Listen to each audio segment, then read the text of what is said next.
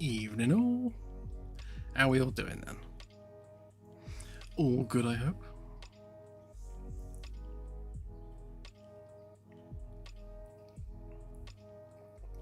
Feeling a bit hoarse today for some reason. The kids are ill, so it's probably passing to me soon enough.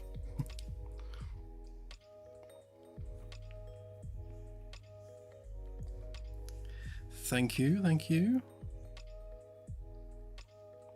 Yes, we had a lovely time on Sunday at Alton Towers in the UK.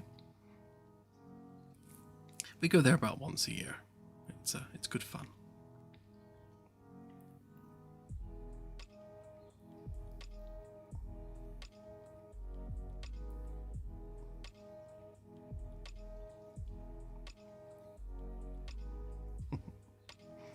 So, it is competition time.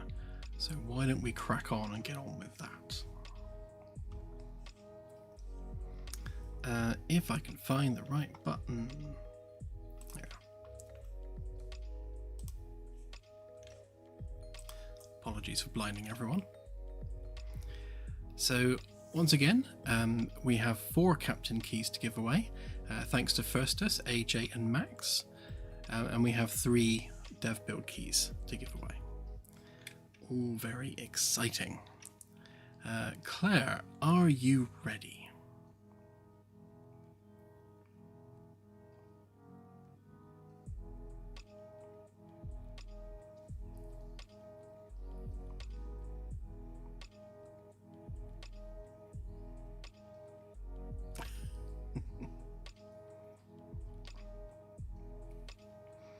Thank you, Scorpio.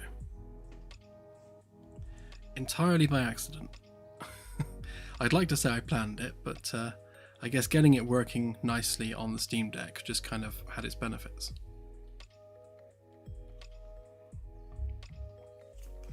Right then. Here we go. So our first captain rank goes to 9456.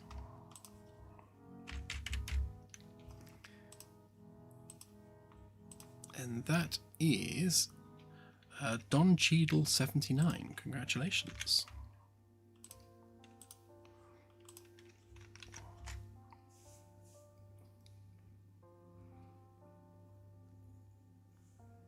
Just waiting for Claire to confirm we are good to proceed. Okay, and our next number 6568.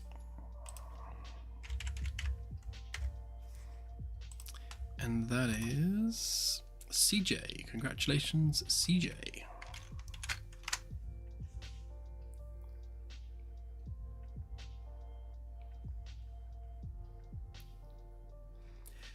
We will confirm in a minute, David. I shall do a poll.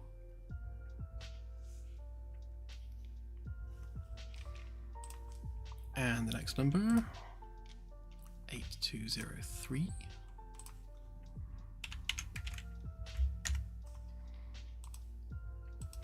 And that is the hamster with hat. Good name. Well done.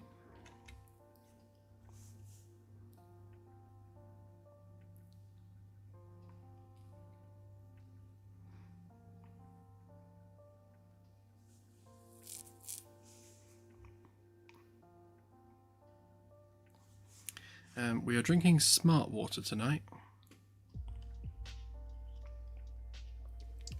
It's basically just water with electrolytes in it. And it's because I'm on a water fast. And in about 45 minutes time, I will have not consumed food for an entire 72 hours. So yeah, that's why I'm a bit fuzzy-headed tonight, because I'm fully into keto. Okay, our last captain key goes to captain rank even 4530.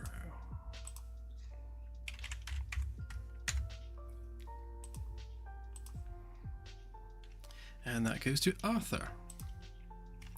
Congratulations, Arthur, you are now a captain.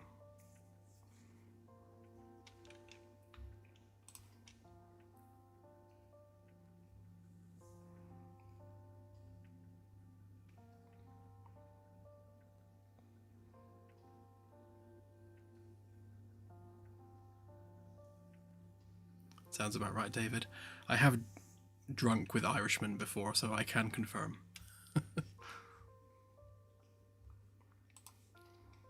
Okay, so we're just giving away 3 keys now. The first key goes to 744.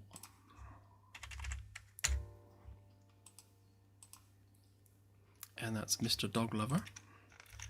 Congratulations on your key.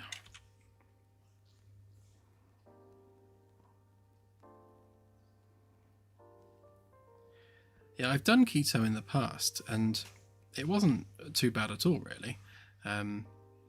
And I decided to kick off my keto diet by just doing a water fast. I've never done a fast before, so it's a bit of a new experience. But weirdly, I've just not been hungry for 3 days. It's yeah, it's strange. I thought I'd be starving by now, but no, apparently not. Okay, and the next number, 9859.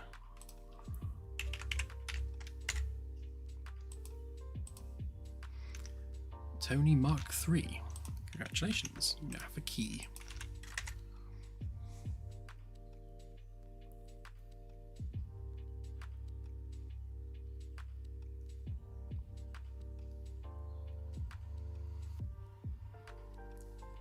Yeah, the funny thing is, I was absolutely fine until I took a shower about 2 hours ago, and that just wore me out.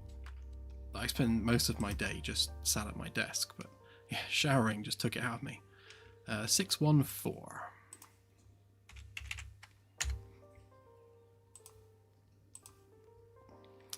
Timbo004. Congratulations, you have a key. Okay, there we go. Congrats to all the winners, and thank you again to Firstus, AJ, and Max. Very much appreciated for you guys sponsoring the giveaway.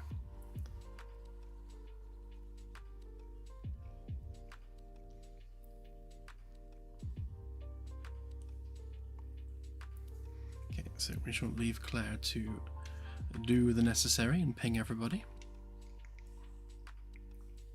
Right, so we don't need that anymore. Don't need that. So let's do a poll. I shall just write that now.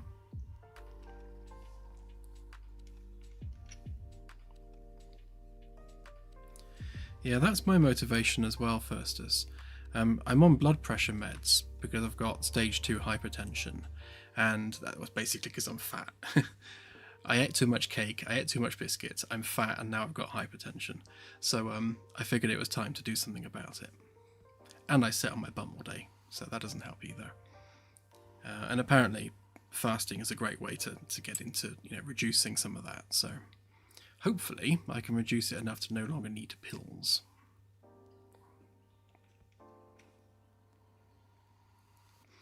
And my last weigh-in, I was 113 kilograms. So we'll see how much I can reduce that by. I'm kind of targeting 80 to 90 kilograms, which is still technically overweight for me, but at least it's a healthy weight.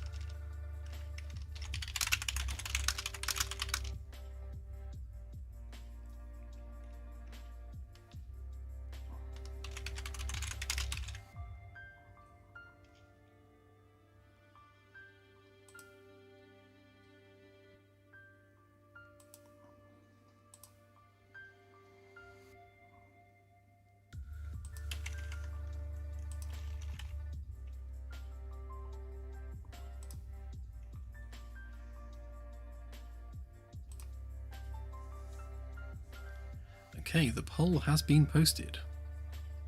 Make your voices known.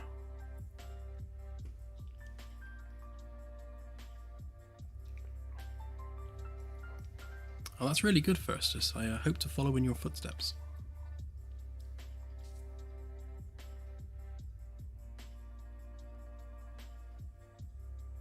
Oh wow, that's awful, Max.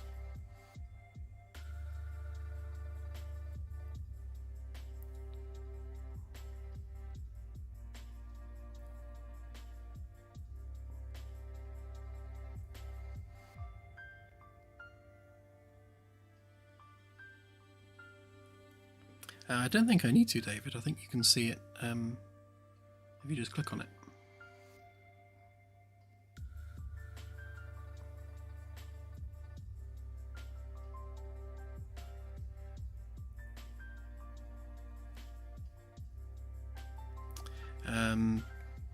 Whatever the vote turns out, Unicorn.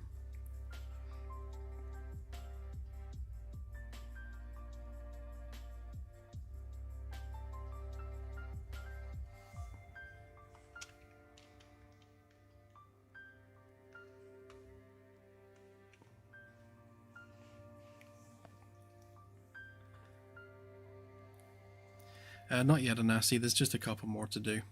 I've been working on other stuff, so it's one of those things where I can only work on one thing at a time.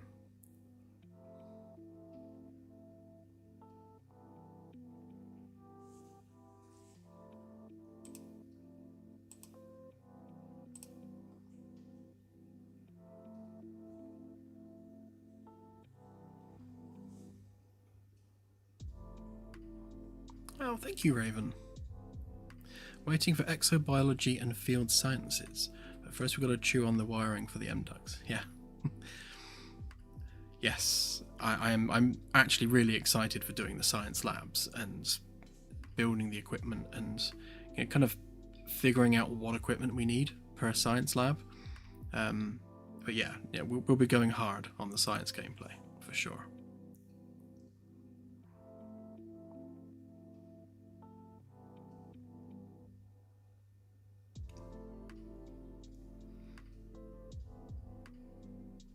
Hey, Oni Noni.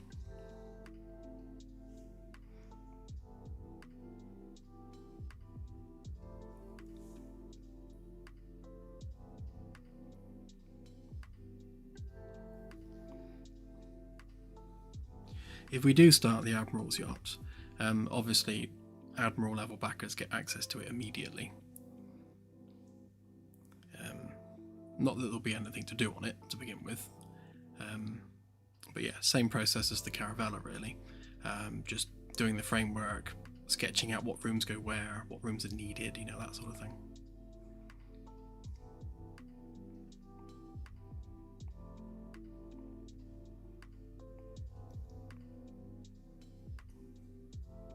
Oh, that's cool, David, thank you. If you check the links in the description, there should be some links to Ko-fi. I'm assuming Claire put them there. She normally does.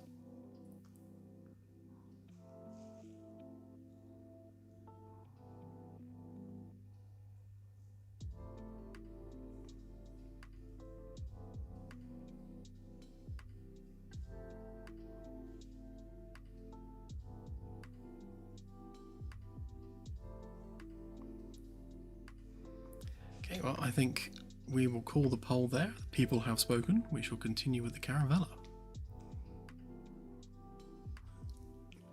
Absolutely, 42. We got to go with 42, surely.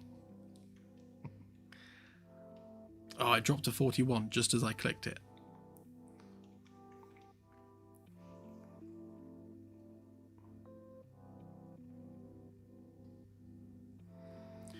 I believe so, David, although there's actually a shop on there where you can... one of the tiers is 20, I think. I haven't looked at it in about a year, so I forget now.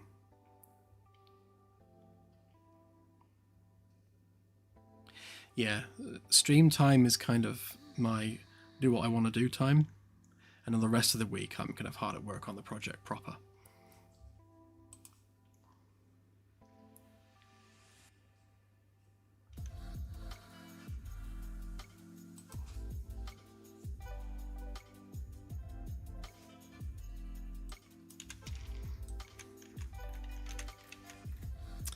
So on Sunday last week, we were just experimenting with kind of like the visual style of the Caravella's interior, and this is kind of where we were going with it. Similar to the Magellan, because it's built by the same shipyard, but different at the same time. So we're going with some floor lighters and much more emphasis on the wooden paneling. We'll probably inlay a lot of gold into this as well, so we'll have a kind of wood, gold, and white kind of feel to the ship.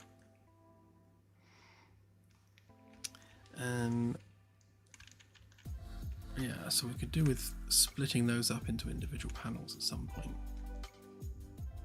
but that'll do for now. Do I have a post-process volume on here? Yes, I do. Just make sure I've got all the settings set the way they should be.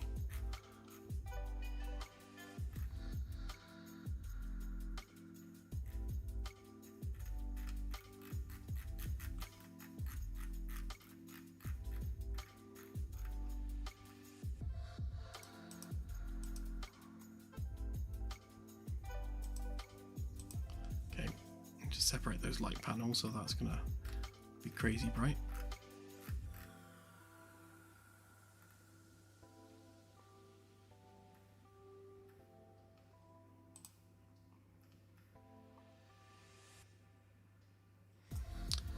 That's about right. Okay.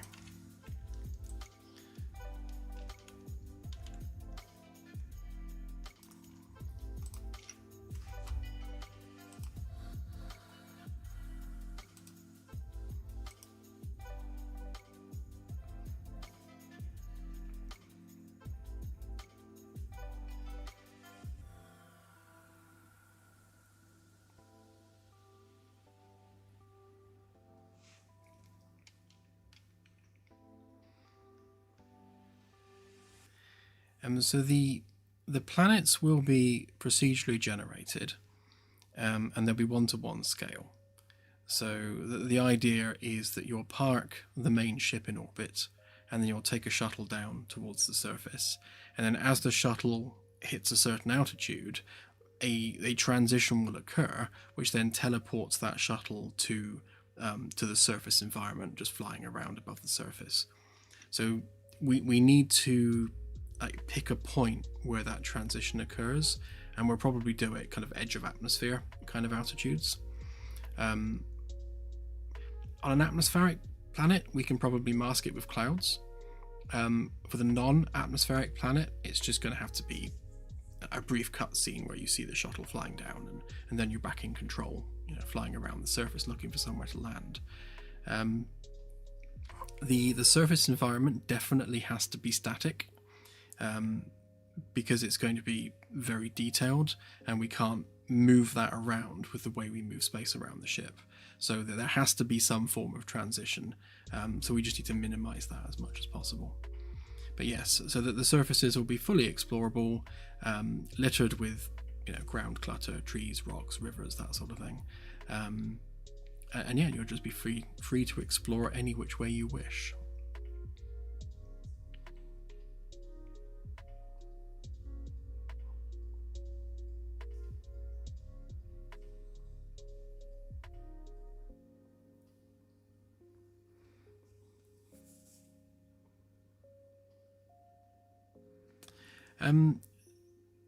Timbo, do you think that maybe the shine or glare coming off the wood paneling may be too much?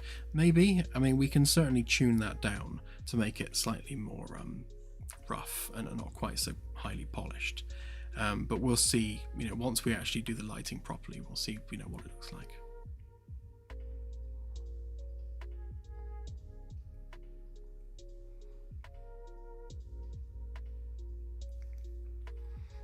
Yes, definitely field gear. Absolutely. Yeah, so the idea is that when you land a shuttle on the surface, you'll be able to gather physical samples, store them on the shuttle, and take them back to the main ship.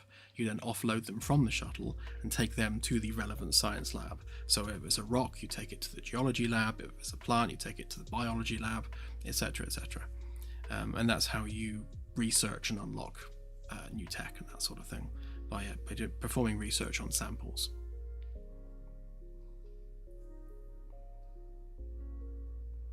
It won't be just a simple wave a tool at it on the surface sort of thing.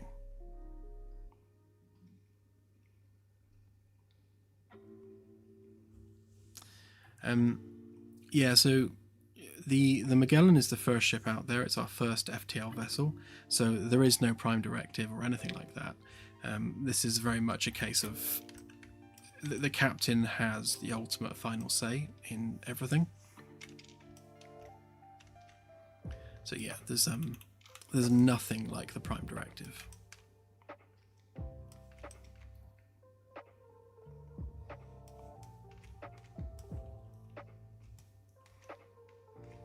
It's quite simple, really. It's more of a guideline of, do no harm.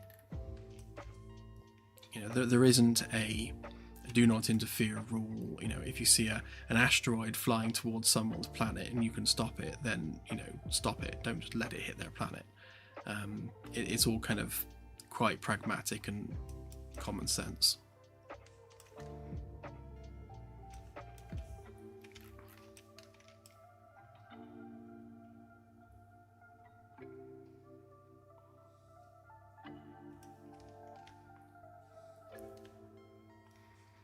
I'm just working out some of these framework bits a minute.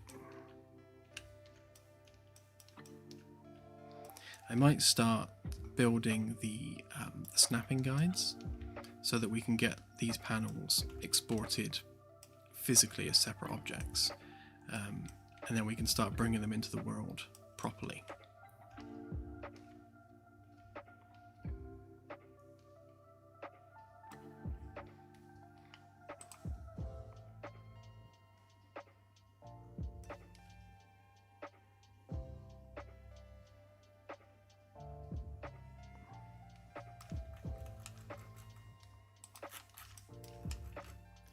So that's 2 meters, and then the next 2 meters, I suppose, is halfway. Yeah.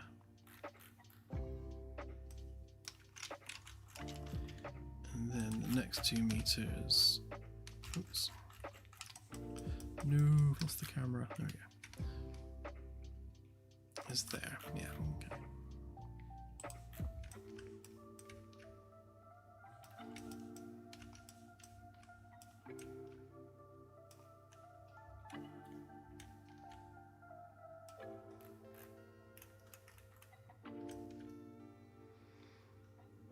Okay, let's see if we can sort out some of these door frames. And I'm going to hide that for now. And also that, because they're getting in the way.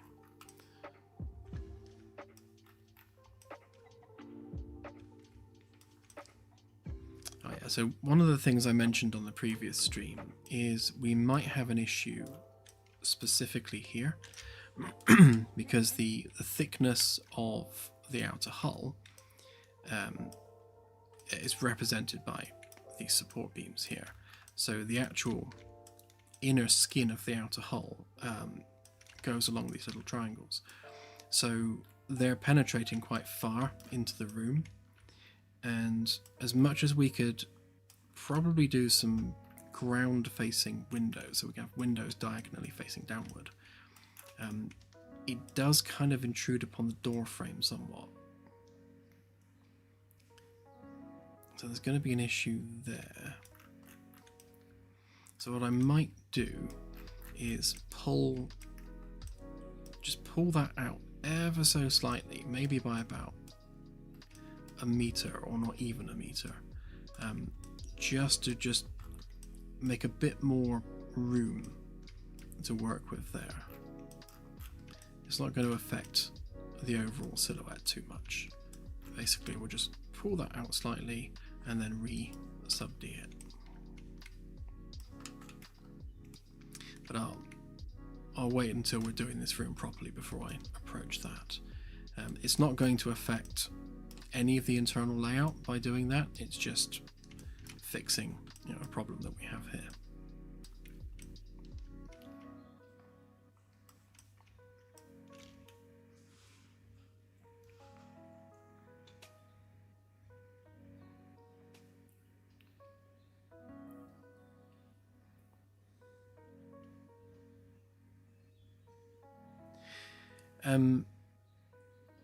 Yeah, so sampling will be everything. So obviously the simple thing is, rocks, flora, bacterias, like a water sample, some kind of a fish, small creatures that you can pick up, that sort of thing. Or alien tech that might have been left behind on the surface. So anything you can pick up, you can put in a science lab, essentially. We don't want to limit the ability to perform an action on an item through some kind of arbitrary rule set. If you can pick that item up, then you can put it in a scanner. And the way we look at this is, if you could do it in the real world, then you should be able to do it in the game. We don't want to limit player agency in that way. So we need to develop science classes for each object. And a given object, say a rock, might have multiple science classes associated with it. So obviously the main one's going to be geology, but it might have some some physics or material science categories on it as well, so that you then need to take that object to multiple science labs to fully 100% the science on that object.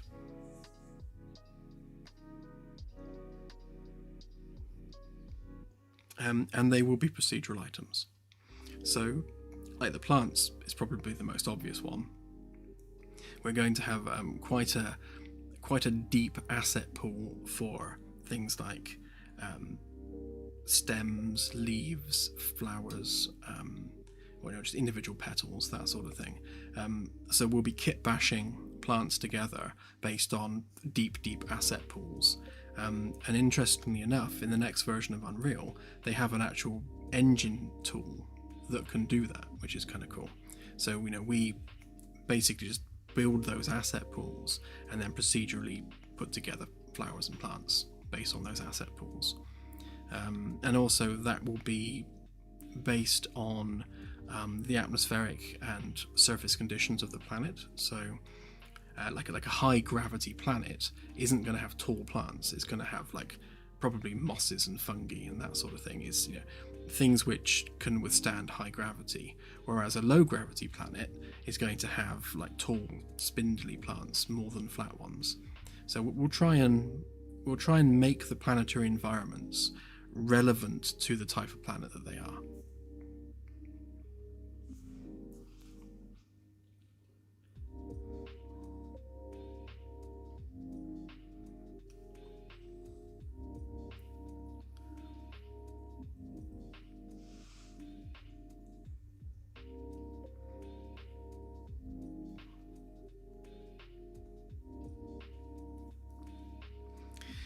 This particular ship, Ren, when it's finished and polished, so we won't have a beta version of this on the demo branch.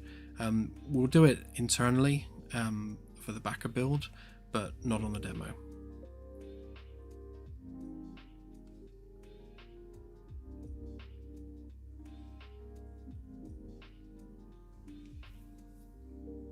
Hey, Divine Axis.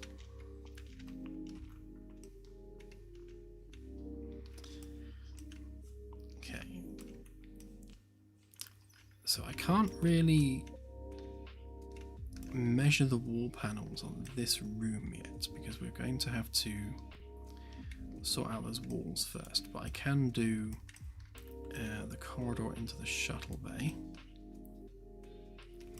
and also the beginnings of engineering. I suppose we can also do the forward section as well.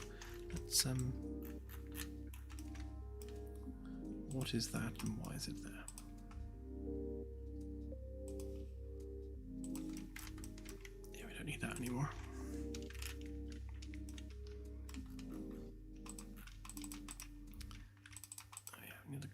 as well.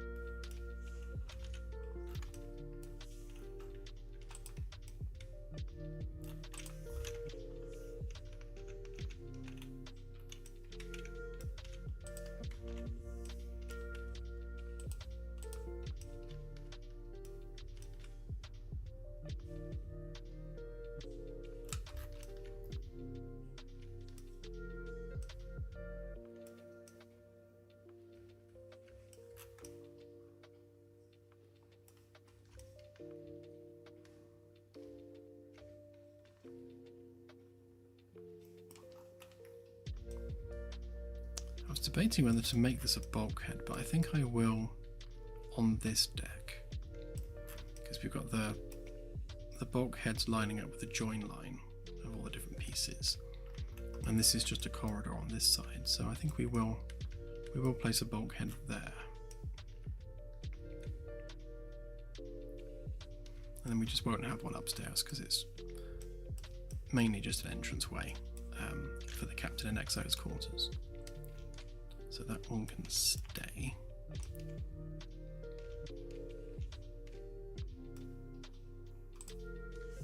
And then we need that there somewhere. So if we go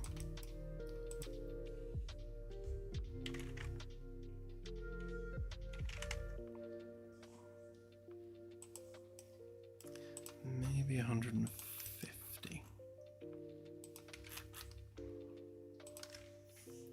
I don't want to make the panel too big, because that's already going to be a 3 meter wide panel there. So I might bring that in a little bit to try and make that panel smaller. Otherwise they get unrealistically large.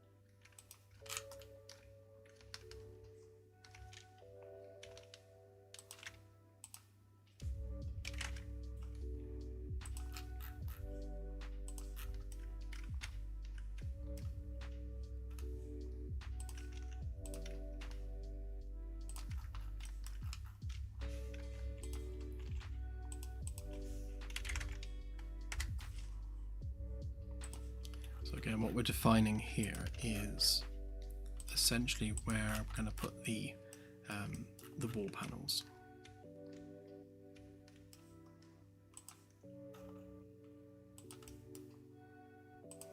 And it also helps define the actual grid on the ship, because everything needs to adhere to that grid so that we can do things like fire spread and such.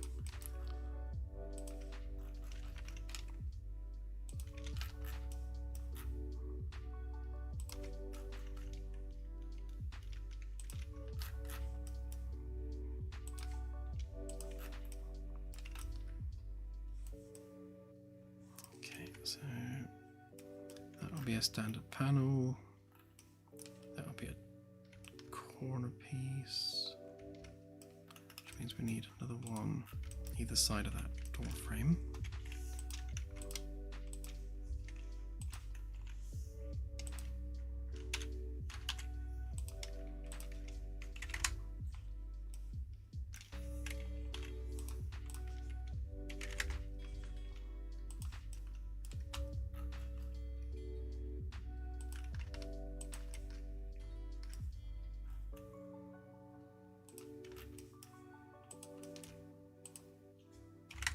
measuring those 50 centimeters away from the wall, which is our standard corner safe zone.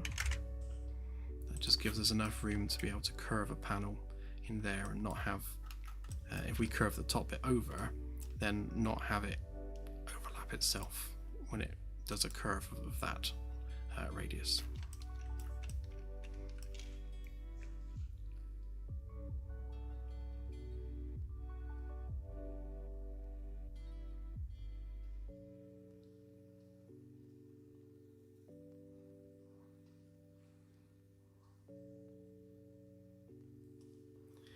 Yeah, something that we'd love to do at some point, if we ever get big enough and well funded enough, is to actually approach IP holders from various shows, including Star Trek, in an effort to get licensing for including their vessels within the game. I've mentioned it before, but essentially this is just the ship. So in our conversations with IP holders in the past, one of the big deals that they've been quite strict on is any progression of character development or lore, or changing the story in some way, or moving the story on in some way. So if we're not having any established characters, any lore, any story, or anything like that, and we're literally just building the likeness of the vessel, both its interior and exterior, and having our own take on how the technology should work, then hopefully that's less impactful for them in terms of the things they're concerned about.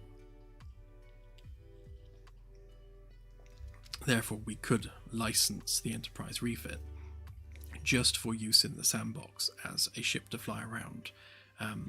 And no more, no less. It's just an empty ship that you can fly with friends, or, you know, just a generic NPC crew.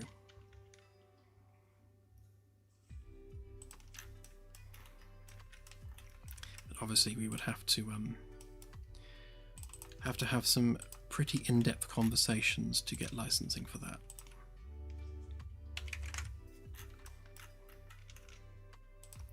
But there are many different IPs and many very cool ships, so who's to say that even if we can't do it for one of the Star Trek ships, we could do it for some other IP. Babylon 5 springs to mind because that would be cool.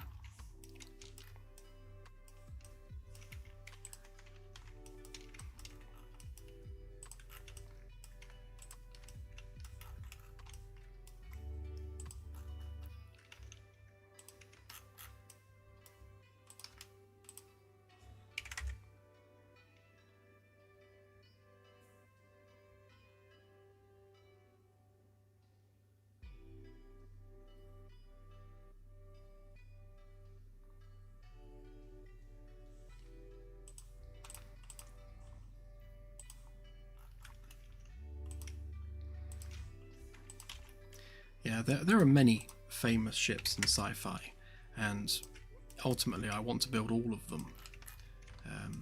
You know, I have some personal favourites, like you know, Firefly would be one, Red Dwarf would be another, Millennium Falcon would be a good one to do. I can't see Disney ever agreeing to anything, but you never know. But yeah, I'm sure some of the smaller, lesser-known IPs would probably not have a problem with it at all. It's win-win for them, really. Obviously, we'd do it as a DLC, so we'd have to charge for it, which means they'd get licensing money, so you know, they've got nothing to lose.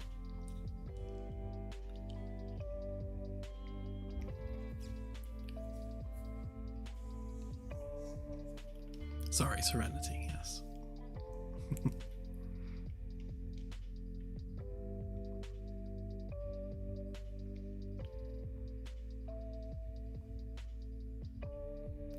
Yeah, I think that would probably be my approach, Christopher. So I would do maybe a couple of ships from smaller, lesser known IPs, and then use those to demonstrate the concept. So we could turn around to someone like CBS or Paramount and say, look, we approached these IP holders, we licensed their vessel, we've put the vessel in the sandbox, it's doing really well, it's had this many sales, it's got this much interest. We could do the same for one of your ships and you could get loads of money, and see what they say. Everyone loves money, surely.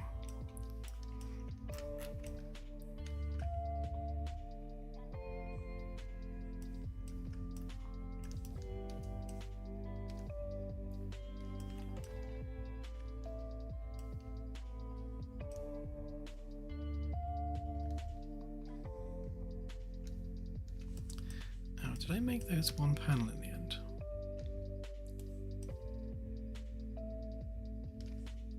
I think I did, so we don't actually need those ones because we're just doing one panel across the whole rear end.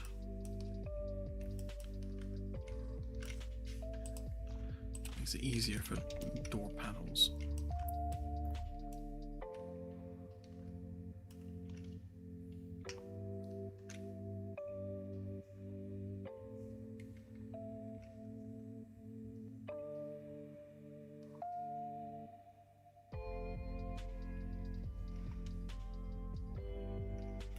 Yeah, Firefly getting cancelled was a real tragedy. I would have loved to have seen more of that universe.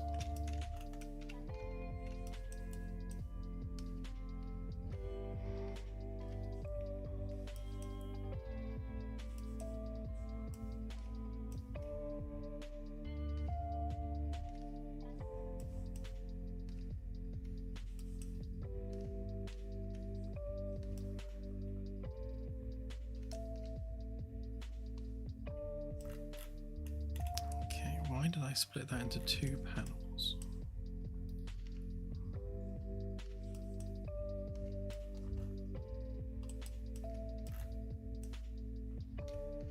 So I've got a 2 meter panel there, one there, one there.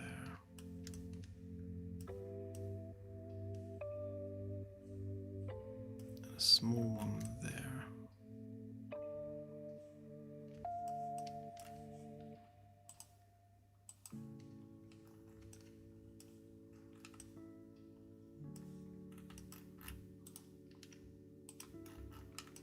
Oh no, I did join them. Okay.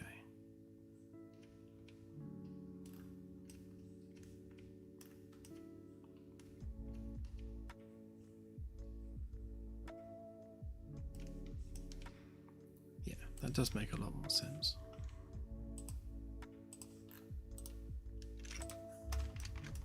Okay, so that is wrong.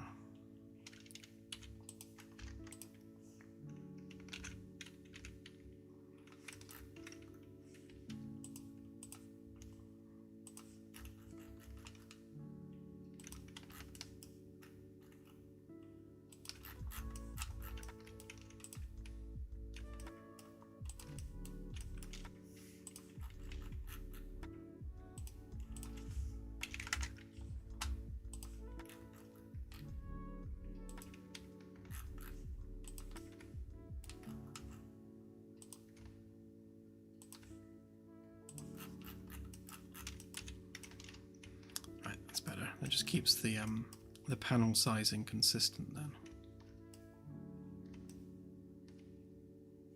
Which means I do actually need the door frame panels after all, because that one wraps around, so those ones don't need to be there.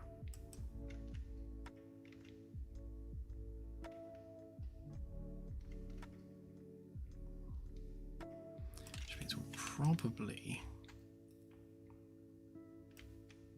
maybe have that one just be an extra long one that wraps around, because I think it's only going to be about 2.4 meters. Yeah, 2.25. That's even better. Yeah, so we can live with that.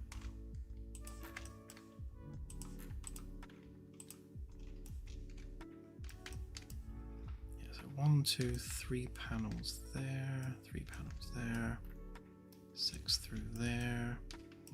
And that also lines up with the ceiling panels as well. Because the more segments we have, the more ceiling panels we have, which means more lights we have. And lights are a bad thing.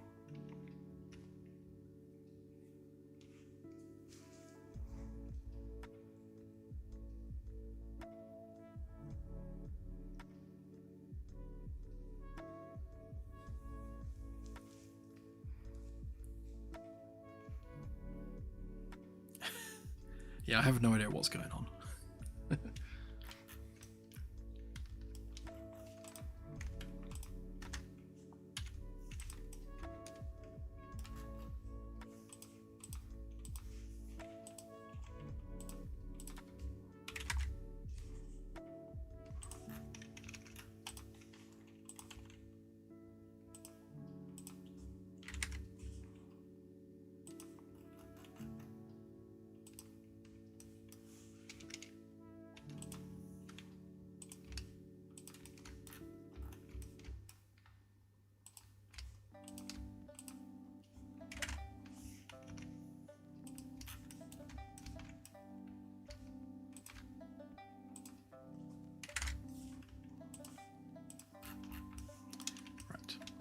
More sense.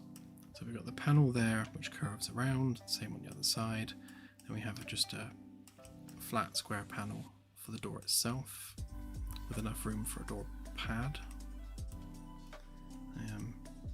I worry that there's not enough room for a door pad there, but we shall see.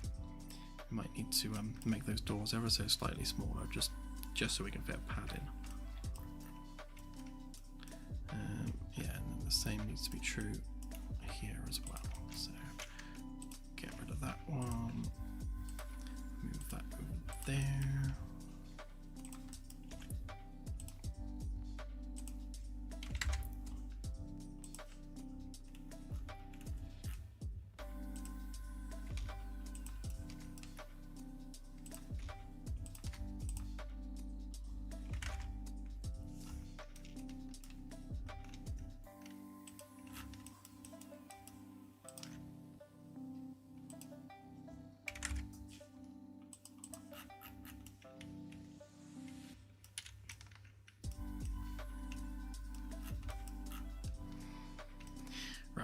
So in terms of snapping guides, if we get rid of that there, that there,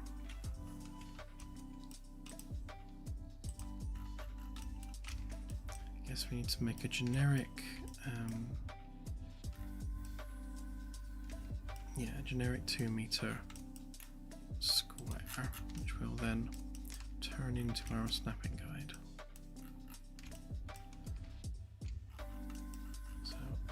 Full width there, so it's 3.5 meters by 2 meters by 3.5 and then 2.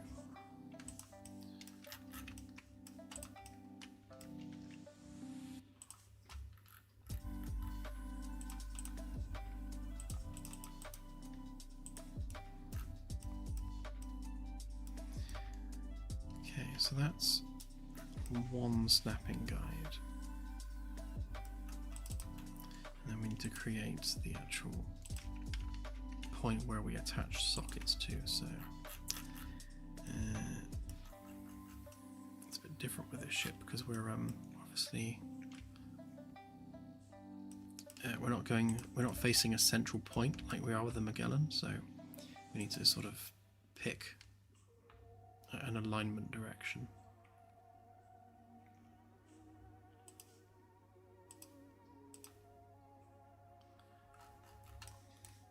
Yeah, so we need to pay attention to little blue direction because that has to be pointing up, otherwise it'll be upside down when we export it.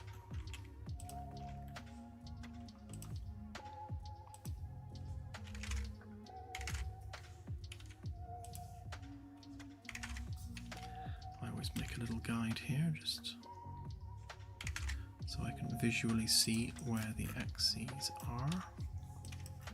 There we go, so that's our origin point for that mesh. and that's where we'll attach our sockets for anchoring for the geometry.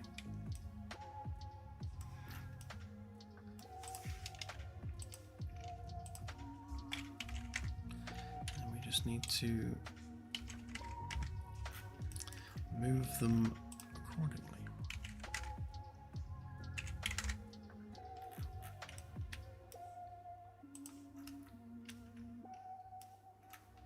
And as if by magic, they line up perfectly. Almost like I measured it.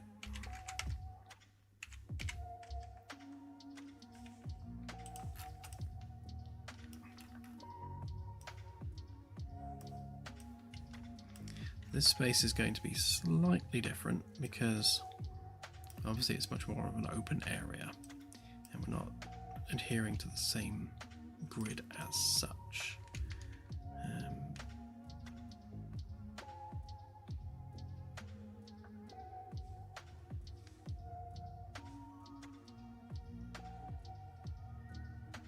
I was just considering making a uniform grid, but that's not really going to help us very much. So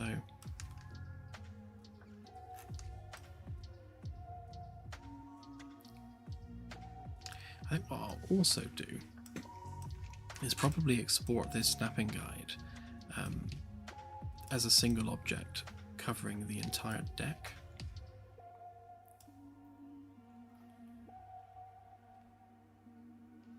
Maybe, because I do actually have to then add all the sockets to it, which could be an unnecessary inconvenience.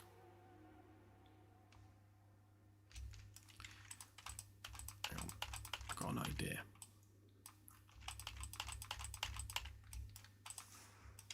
Right, so if we export this from the world origin, then it will be located as such.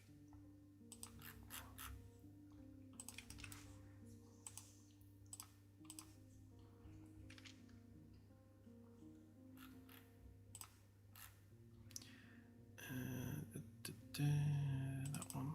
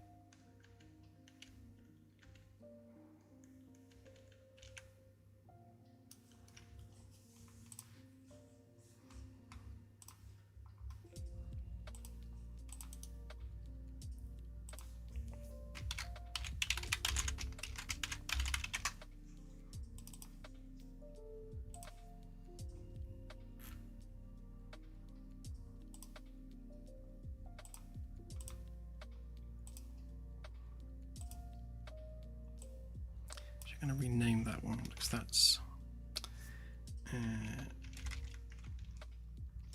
200 by 350. Because if we can keep these generic, then we can copy paste them and make our lives a lot easier.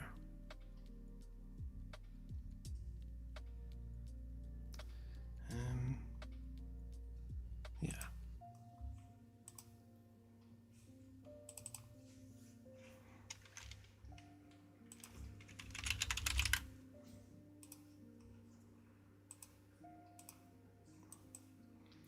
So there's our snap guide texture. So all we need to do, give it simple box collision, add our socket.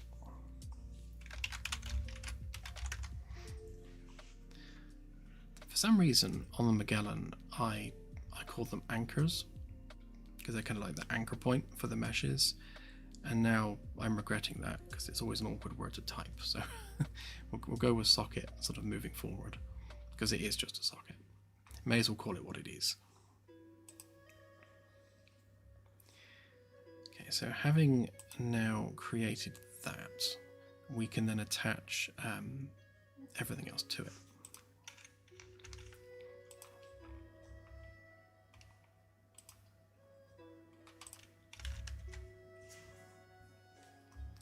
So we need a new level for this.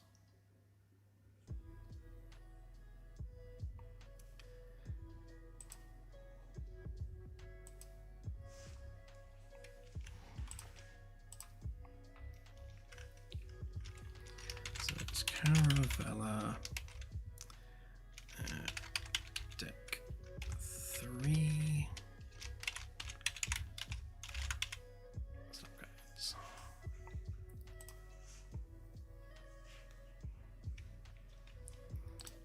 Drag it onto that level and get rid of pretty much everything below it.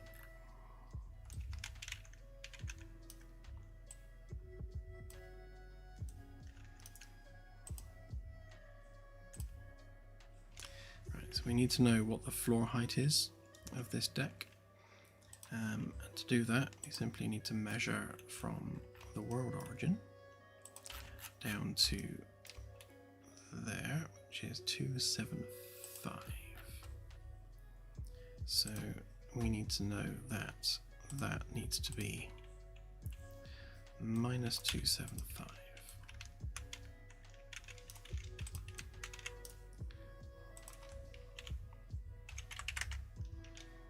And if we zero that out, so that is now on the right deck height, and if we turn on deck 4 sheet, it should be Z fighting,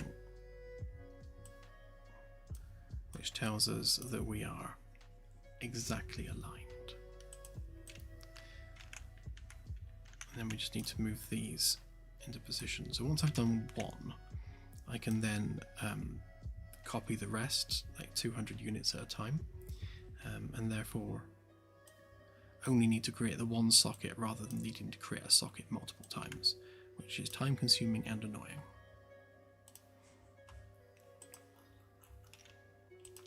So this was the easiest midpoint to pick, is that one, which is 900. So if we set that to minus 900, that should be precisely aligned with that. Then we can just enable the grid.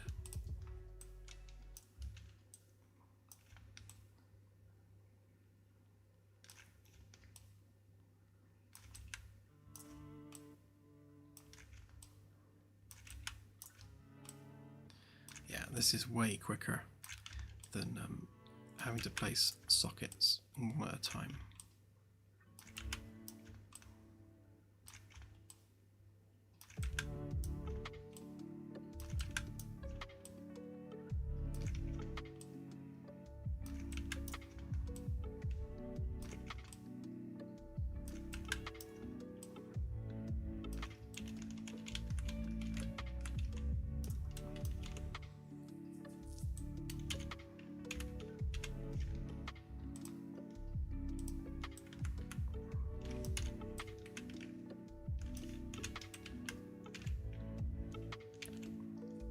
So armed with that, all we need to do now is we need to start chopping and aligning the actual wall pieces to align to the snapping guide. So if I bring back the ones what I hid earlier,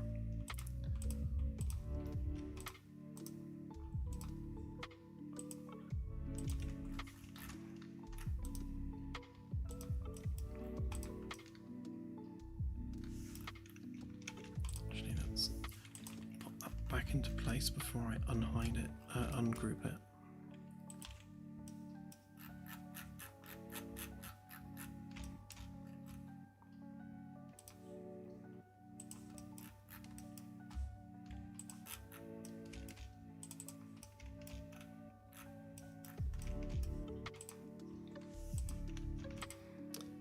to make life somewhat easier for ourselves, we will actually position these where they're needed, because then we can copy paste the little axes guide there. 200 times 6, and then the other way 200 times 10 times 15. Yeah, that'll do.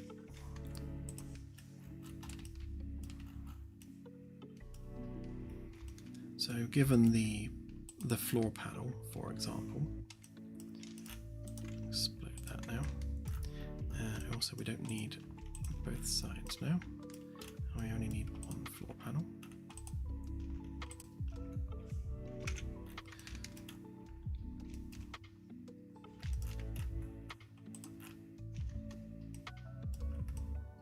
So we copy that,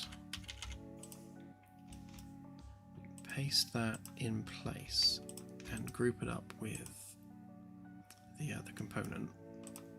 So that's there, and then we've also got the component which has all the different layers.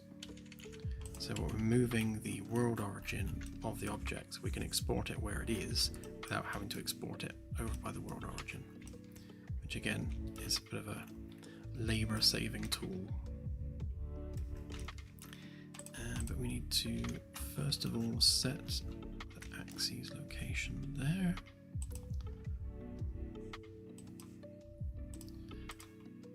So, and then the same again for the actual component. Otherwise it won't know where its origin point is. Okay, should be that. And now when we export this, it should be exported in exactly the right place.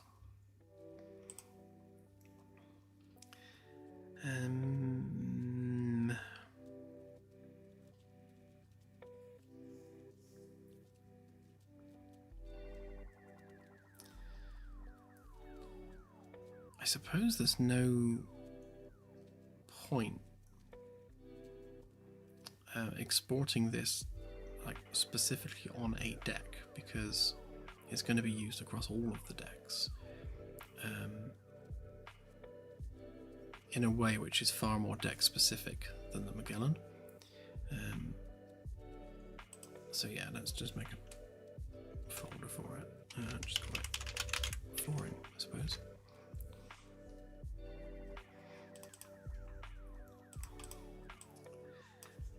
So Caravella floor panel, straight.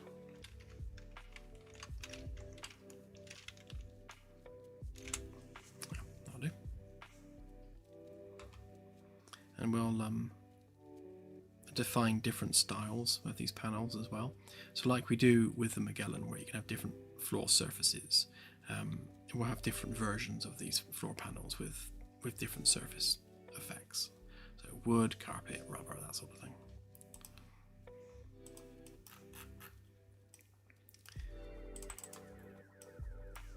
Okay, so now we should be able to import that as required. Oops, got a folder first. Call it flooring.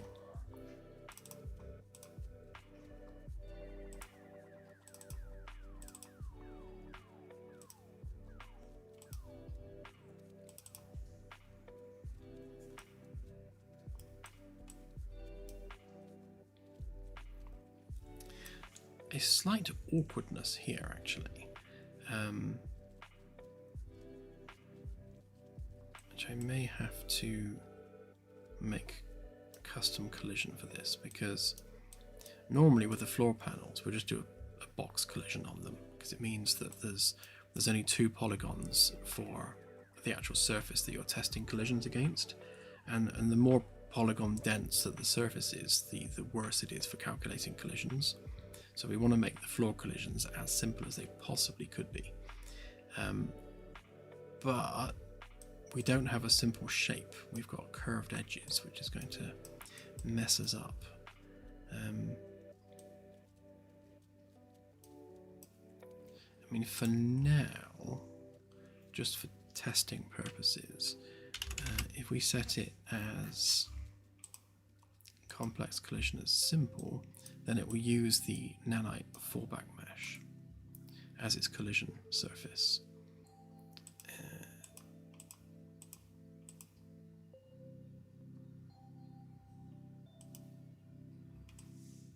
So you can see that because it's using the fallback mesh, the collision geometry is a lot simpler, although you often get like weirdness, but it doesn't look too bad. It's not good to have grooves like this in flooring, because something we've learned from doing foot IK is that the line trace for the foot just happens to go down the groove, which means that as you're walking along, the character's foot just like twists, like they completely snap their ankle,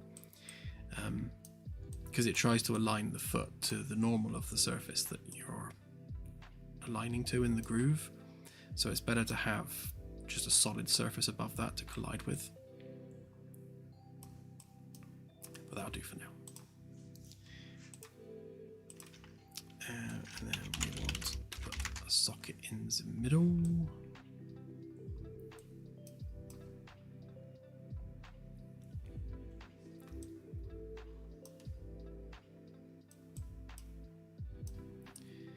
And actually I'm going to create a second socket facing the other way, because they only connect red to red, and sometimes we might want the mesh facing the other way in the corridor, so by having two sockets it means it snaps in both directions. Materials.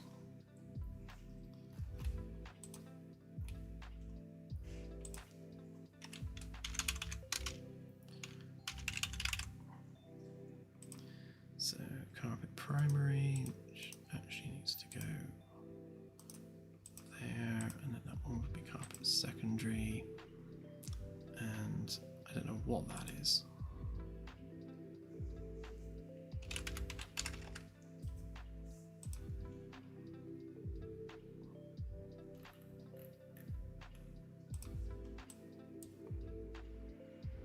I must have a, oh I do. I've got some untextured faces in there, so yeah, it's trying to apply an additional material layer. I'll have to go in and clean that up, otherwise that will cause issues. Actually, I also need to do a separation between those flooring pieces too. It looks like it's on the primary side, so I'll just do that for now.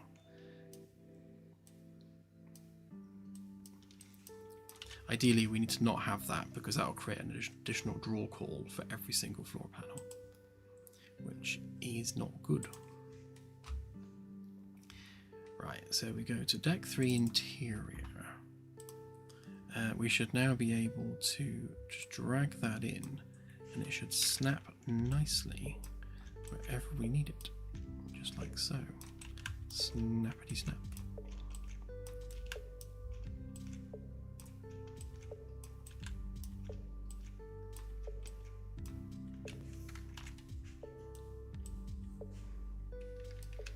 Obviously we need to do curvy bits around the door frames and there, so we'll have that curve round and be flat for the door frame, but for these bits they can be curved. So our first actual flooring, there's an actual proper object on the ship, so that's a bit of a milestone.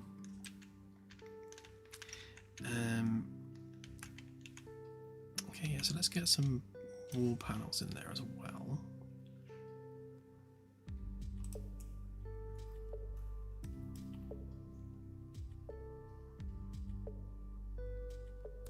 Yeah, for sure.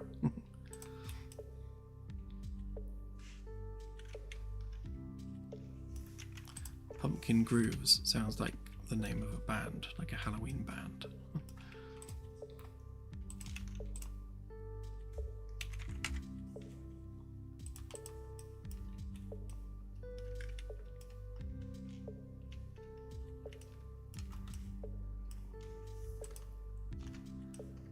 So again, we will borrow our little widget, and then we will do paste in place, group it up with the wall panel, may as well do that one as well. So paste in place, group it up with the ceiling panel, and again, so that means that all of these objects have a unified origin point, which is where the snapping guide says they should be. And I shall hide that for now because it's going to get in the way.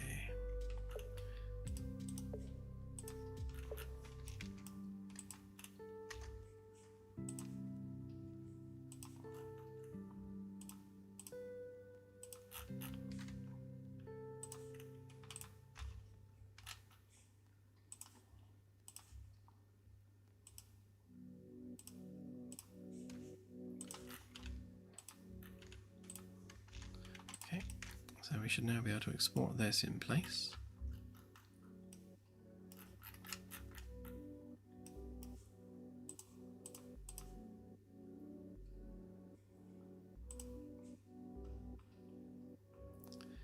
I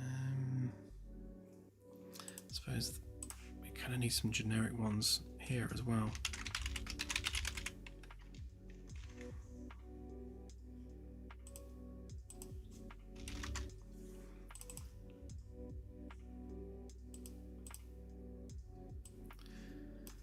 Caravella, wall panel, straight 200 centimeters.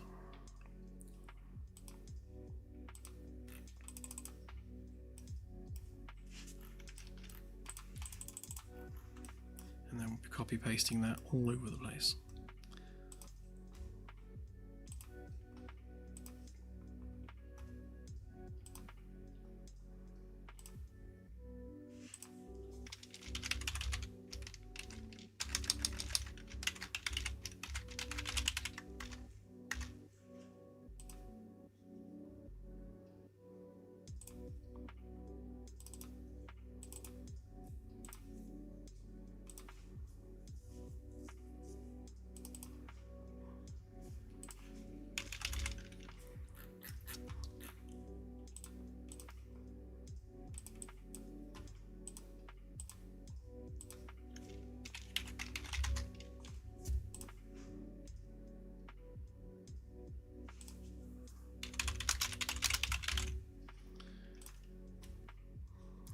So there's that. Assuming that's that one, yep. Spring Dew, what the hell's that? Oh, that's the light, okay. Yeah. Yeah, so that was the other thing we needed to do actually, was to make the wall panels lighting actors because of their lightingness.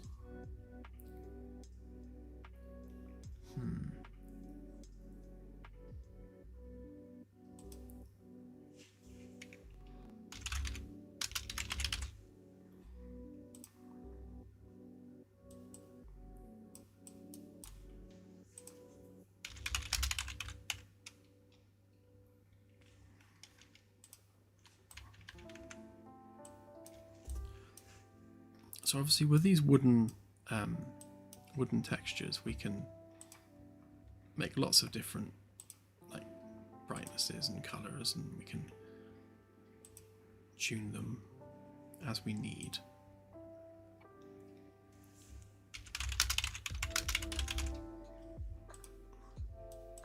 That's the one we use in corridors at the moment.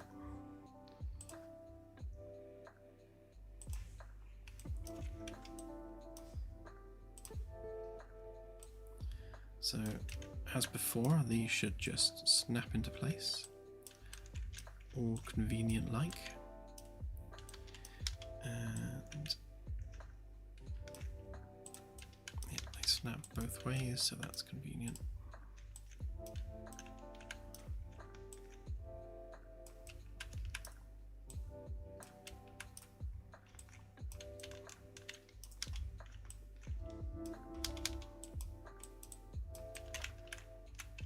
Oh no, they don't snap both ways. Not convenient.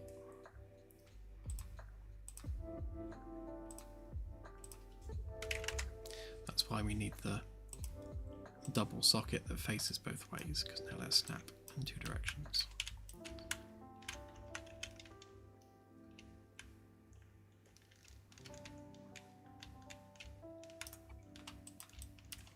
Let's grab a carpet for there as well, because it is relevant for there.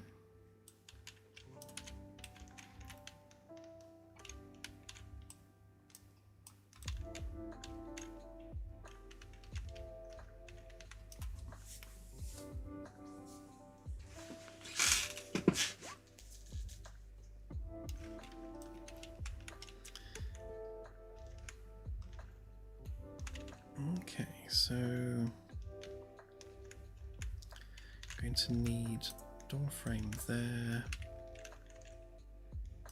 We've already got the curvy bit for there. Obviously these are only prototype panels anyway, they're not kind of like the final version yet, but that's kind of where we're going. I'm a little concerned that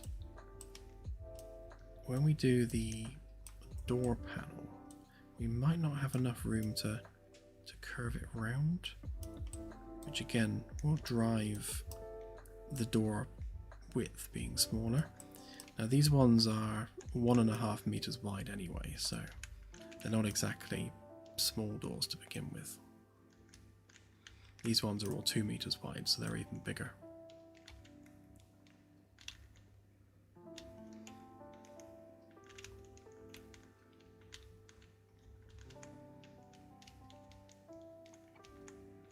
Okay, we can actually place these along here as well, because they have the same overall grid orientation. So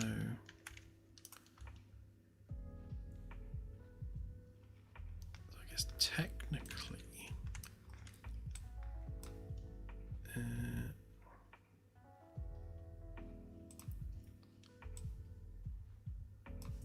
hang on, make sure we're on the right one. That one. Yeah, there we go. 200, 200, 200. Cheers, go all the way across. 200, 200, 200. That should be exactly in the middle, which it is. And then 350, 350. Okay, so yeah, we have a slightly different offset, which makes sense because it's a 200 by 200 grid, so that is to be expected. Right, so then we got 200 all the way down there. May as well do more than that at once.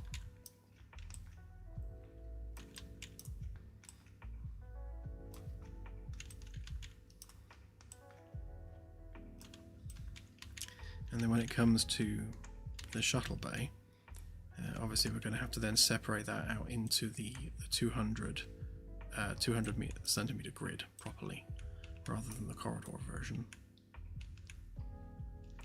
But that does mean we can now go back to our interior, grab like a wall panel, and it should still go exactly where we want it.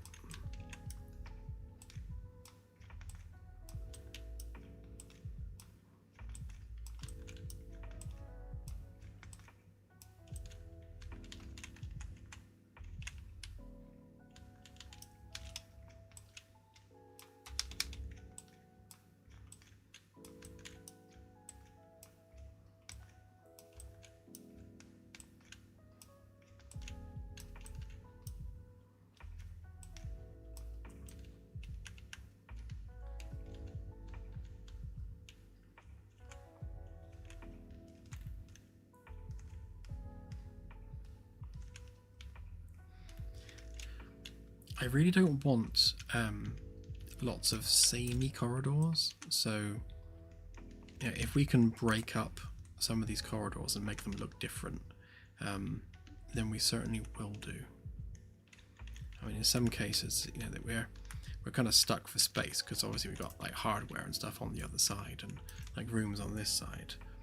But I think, like we've done with the bridge entry corridor, we can maybe do some little sticky out benches and things, or like just a little planter halfway along, just something to break up the monotony of just a long, boring corridor. And I also find that having those sorts of things and making every section of the ship visually unique really helps with wayfinding as well. So you're way less likely to get lost if you know that this corridor is the one that has the big red plant in it, and it's the only one that has the big red plant in it. Then where you are on the ship immediately just from that.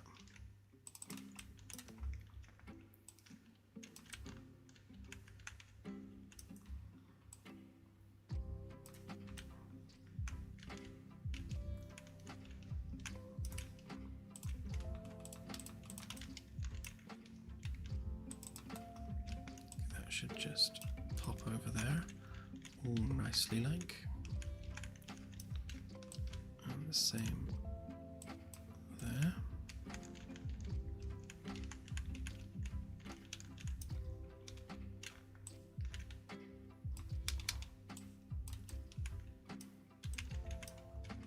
It's like magic.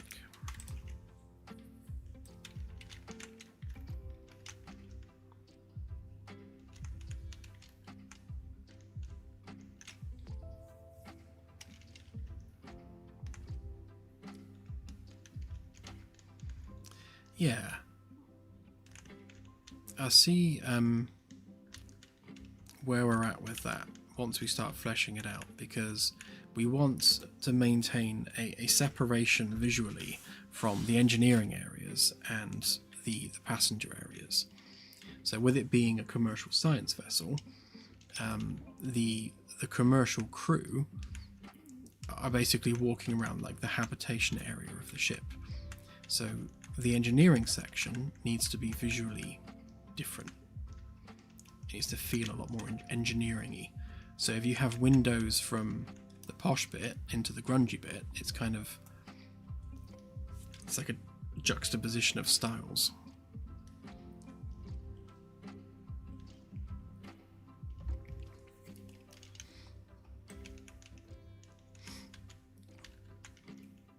Yeah, and I'm all for more planters, if for no other reason that it gives Claire something to do.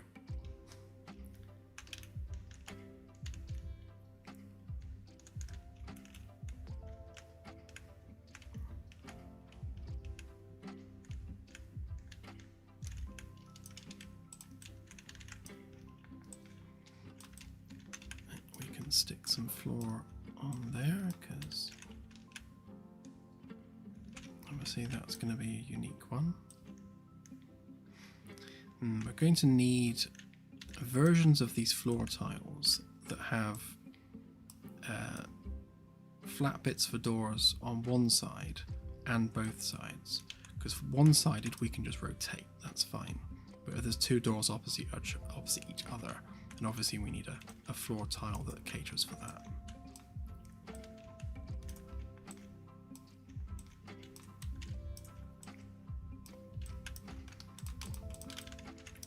Fine, as we start making all these pieces, the ship will start to kind of naturally flesh itself out, and then we get an idea for what bits we actually need piece-wise.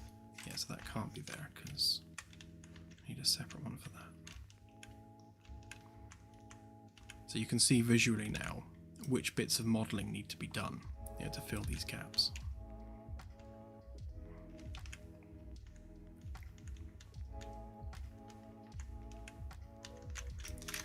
We'll remove the ones here that are not relevant, so that we're not looking more finished than we actually are.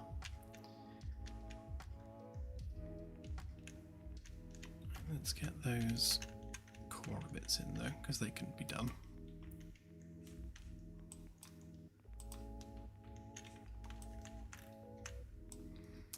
I suppose the other thing I can do is we can actually make them lighting capable actors. Yeah, let's do that. Which means I need to make them ceiling panels, ironically. I need to improve the system I've built for that, because right now the ceiling for lighting panels, or lighting in general, is very much kind of aimed at ceiling panels. I need to make it a little bit more agnostic. That's the best way of doing this, I suppose. Could do with a new folder for blueprints. Let's spell it right, shall we?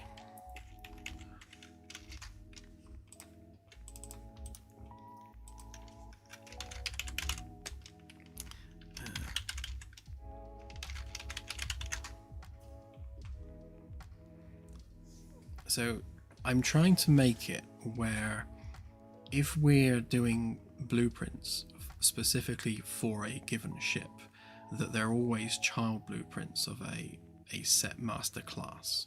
So we're not making any proprietary blueprints, we're always using existing classes. So if we do blueprint class, and then we want that for lighting master.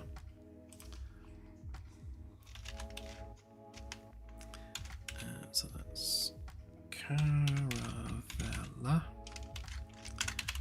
wall panel, straight 200 centimeters.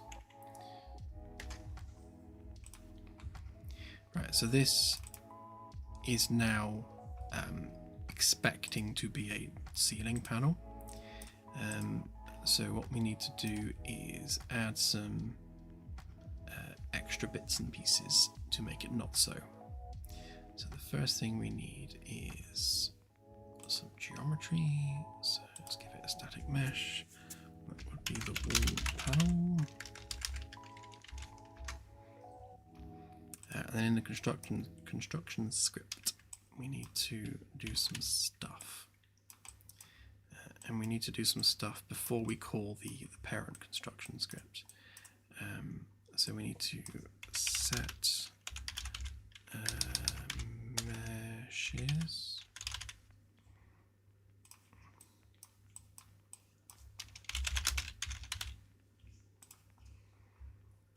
So we're just going to pop that on there. The parent blueprint does work on the meshes. It handles things like visibility and per deck rendering, that sort of thing. So we need to make the parent blueprint aware of just like how many meshes there are and what to do with them.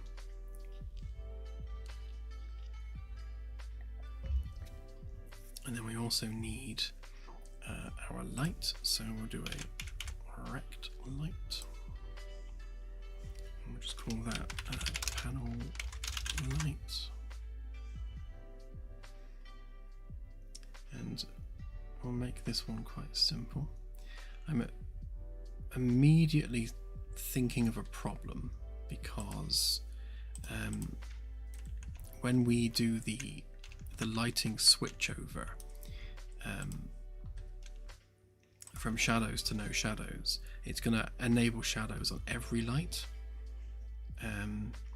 including these ones, and we don't want it to, so I might have to do something about that. Caravella.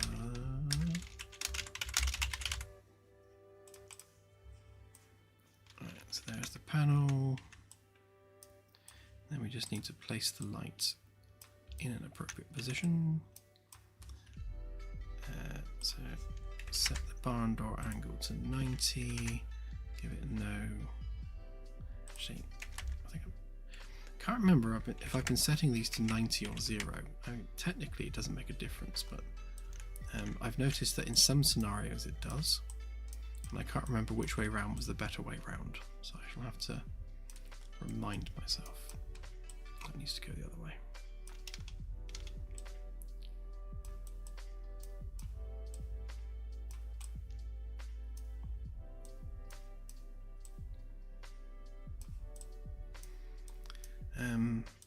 Yeah, so the lighting panel is currently off, and in order to get that turned on, we need to, I was going to say we need to sort out the default custom data. I thought it did it automatically, but obviously not. Does that make it red?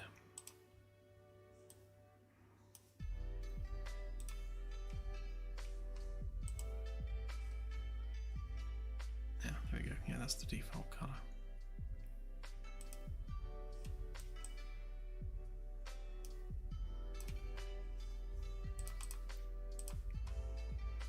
Right, and then under the class defaults,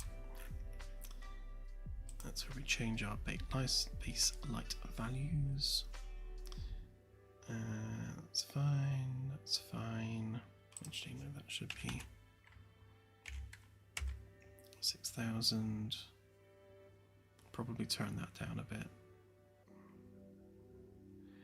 And alert light contribution is 0. What we do with that, by the way, so usually we've got like the LED strips in the ceiling. So rather than having to have a separate LED and a separate light for each LED strip, we add the color of the LED strips to the main light. So it's casting like a combined color, which means we get to delete 2 lights per panel, which is a huge optimization.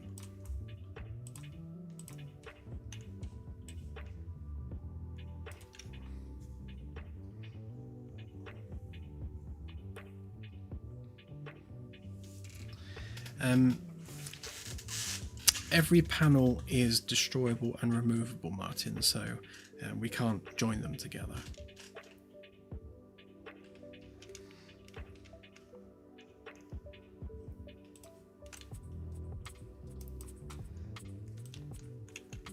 Okay, so if we choose that panel and we do all panel straight, which selects all of them,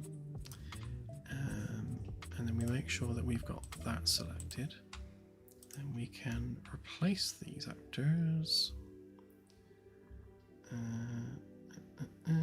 with blueprint version, which gives them all their lights.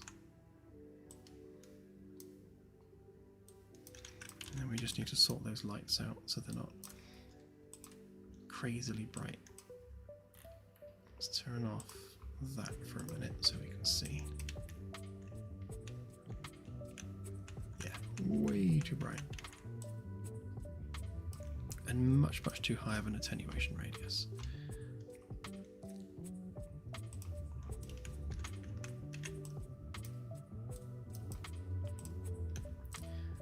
So first things first, let's get the width sorted, and actually let's be precise about it. So if we measure the width of this, so that's 192, and then we can just pop that in here, like so. So we know that we're exactly the right size for the light. Let's turn off the snapping guide there. Make sure that we're just outside of the mesh. Come down about 25 degrees, and then that's probably a bit more, like that.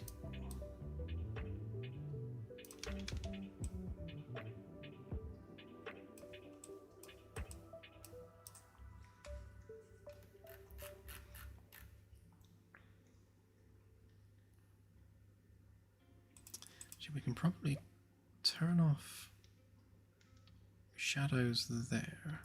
So even if shadows are enabled, it shouldn't actually be casting any. Yeah. So we can actually just pop that inside there like that. And then don't have to worry about it being blocked by itself.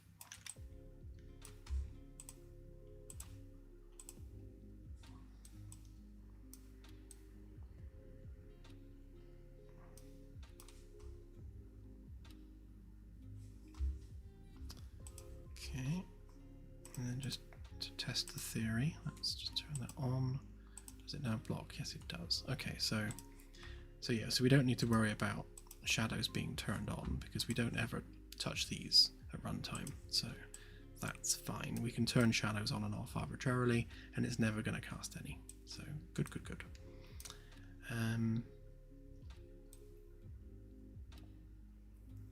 Unless we do want it to cast shadows.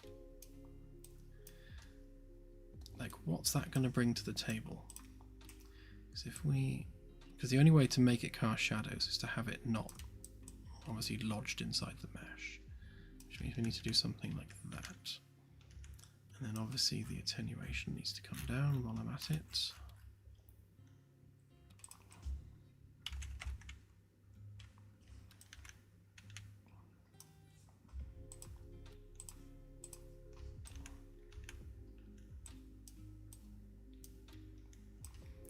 Just bring that down. If actually I pop that on my other screen a minute, just so I can adjust it whilst looking at it. So 150 would be there, 100 would be there, 120.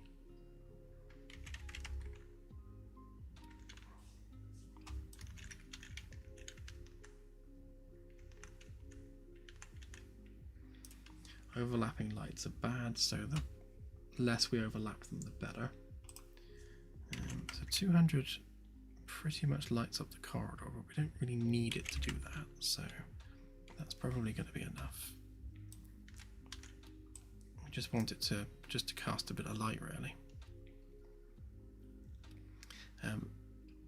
If for no other reason, to highlight the fact that this is a curved bit of floor underneath.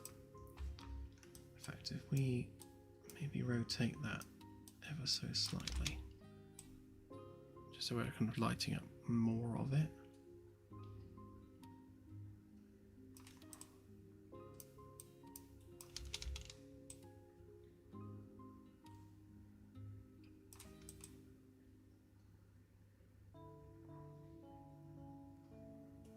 Yeah, let's go with that.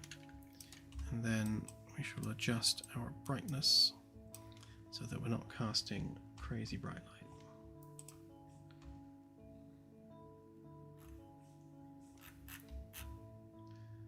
So currently set to 1500, set to 500.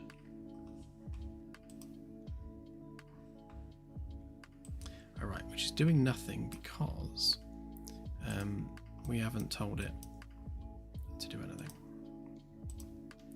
So again, we need to set an array, which is main lights. Can we make an array?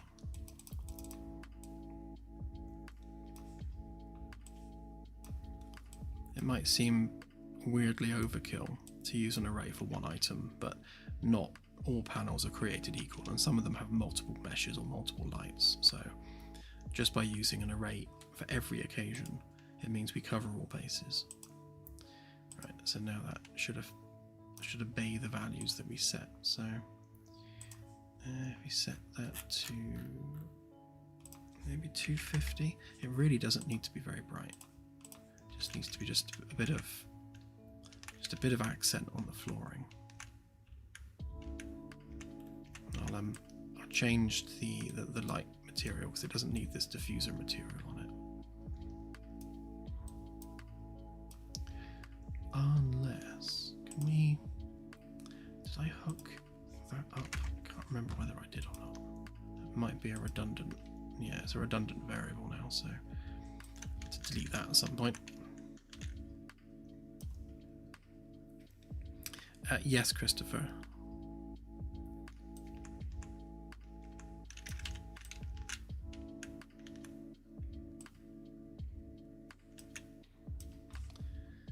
if we grab just a basic sphere, for example,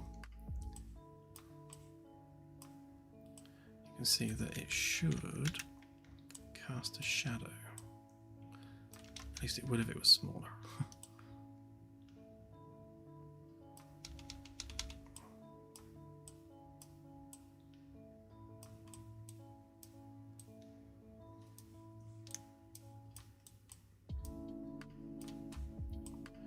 Hello, shadows.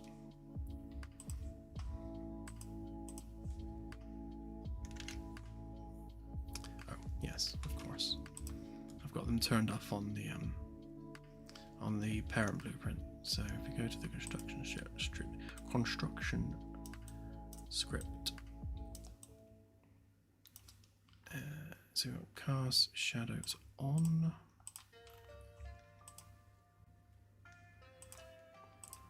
There we go. Yes, so now they'll cast shadows. So if an NPC is walking past, it will obviously cast a shadow from the NPC's legs, which is a subtle detail, but probably something that will be picked up on. Just having shadows it just solidifies things and makes them a lot more present in the world. Make it red. There we go.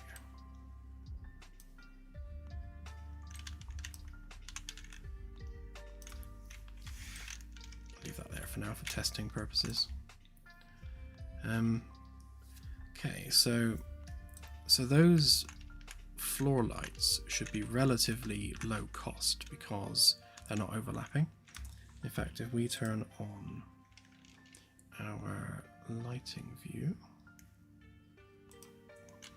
you can see that where they overlap, light complexity increases, but for the most part they're not overlapping, so they're all good.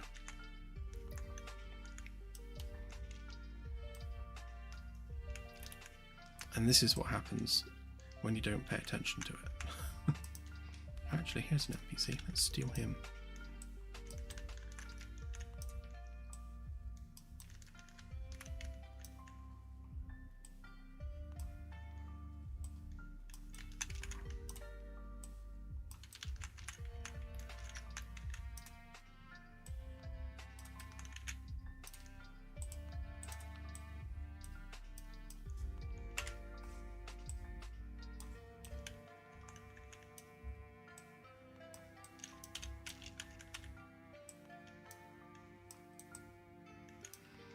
Yeah, it's subtle shadowing, but without it, you lose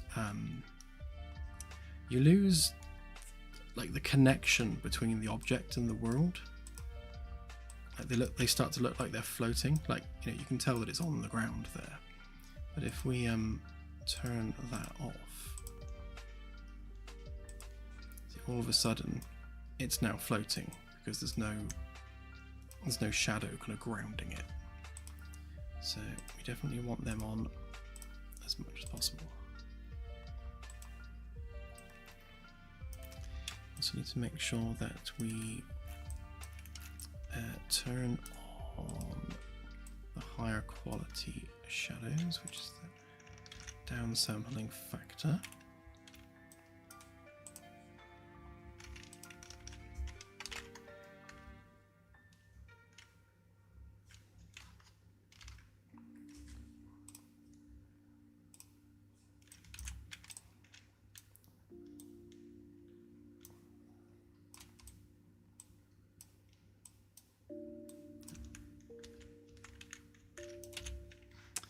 Right. Let's turn the lights back on.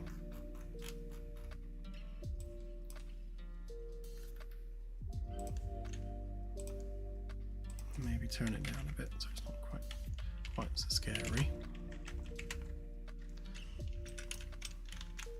Actually, that's about ish the brightness would be going for on the ship. Maybe. Yeah, maybe that.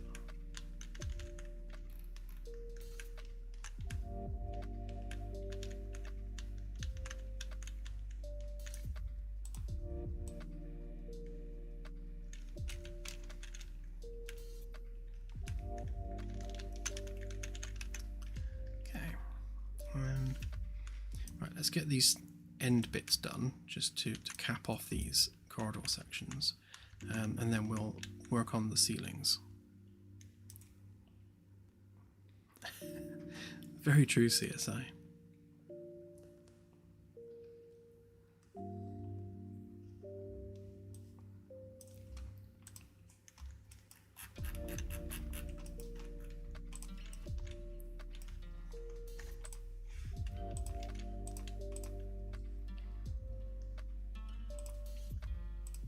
So this one is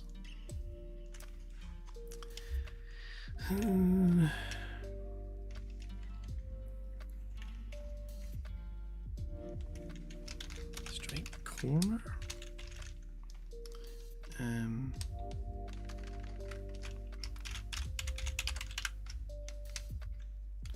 Bulkhead edge. Yeah, probably that, I suppose. Don't need a measurement on that one because it's always going to be pretty much the same.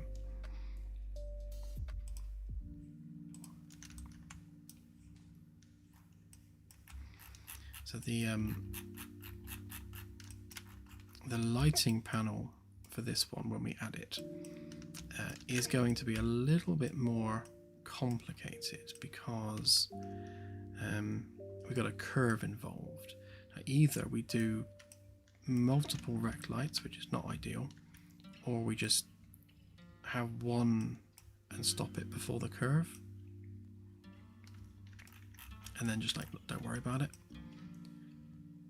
It might be casting enough light anyway that it doesn't show that it's not casting around the corner, but we'll see how it comes out.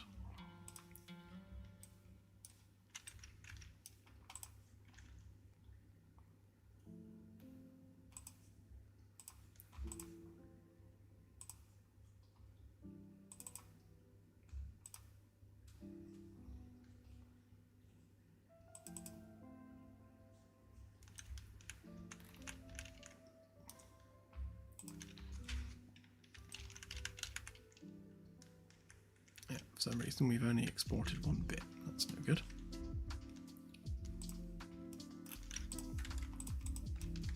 Did I not group it with the little doodah? I don't think I did I?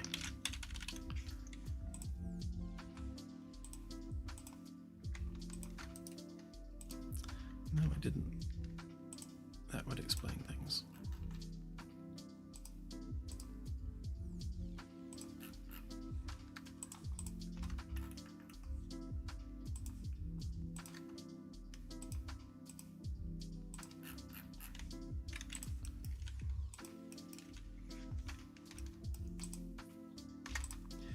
Now I can export it.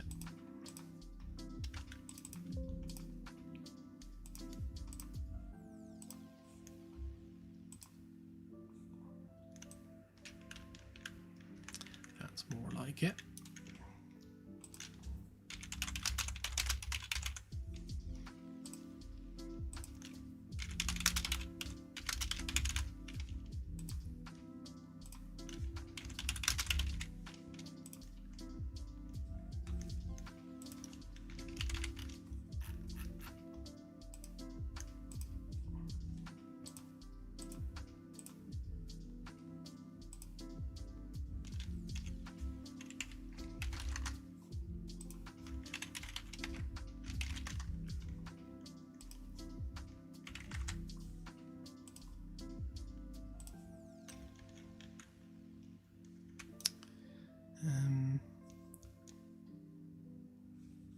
Debating making both of these the same blueprint, but I think I will actually make a separate version of it.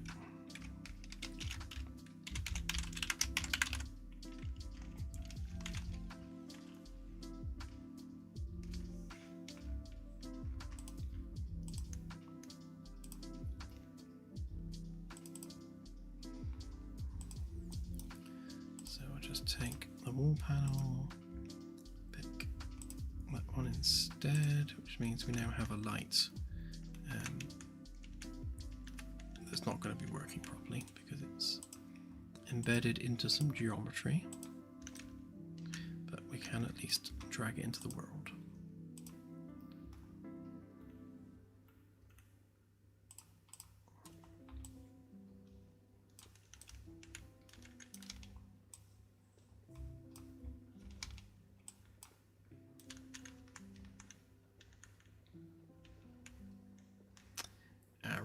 And then the other thing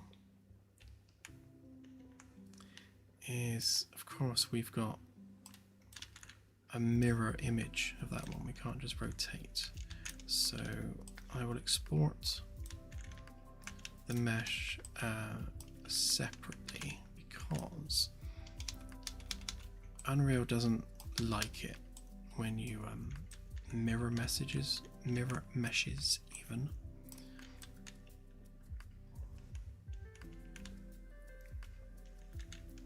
It causes issues, so we shall avoid that.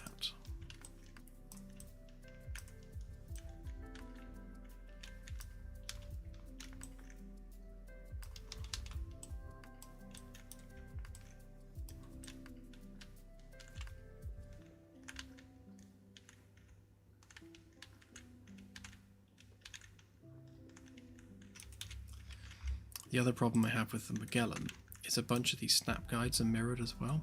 So of course when you snap something to it, it then mirrors that object, so it's got a -1 scale, which causes other issues.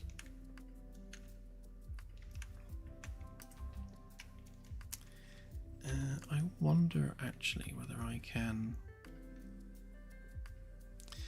probably create a mirrored version of this.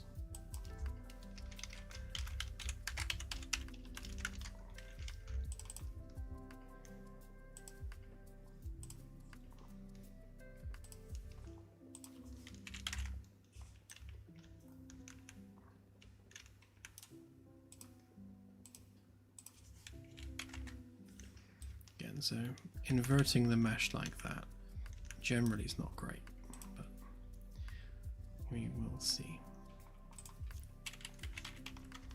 So move that there.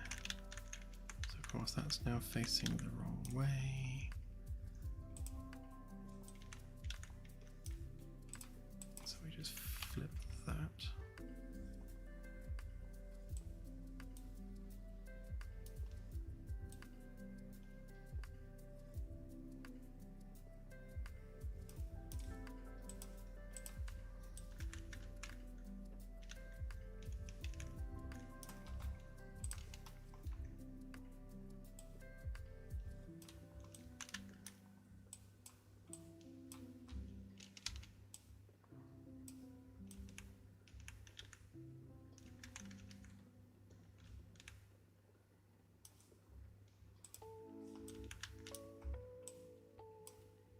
Yeah, so that's what's happening. So even though I flipped the mesh on the blueprint,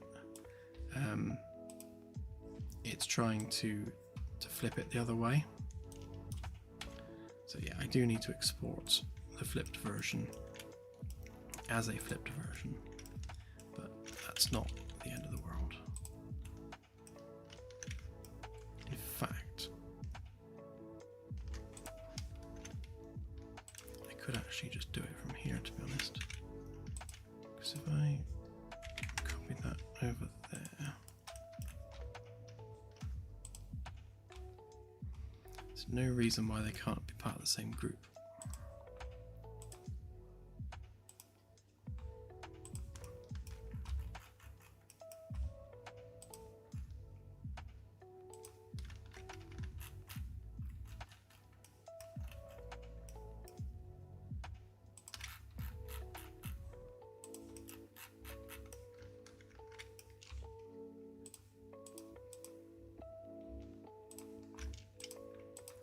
Need to remember which side is the flipped side.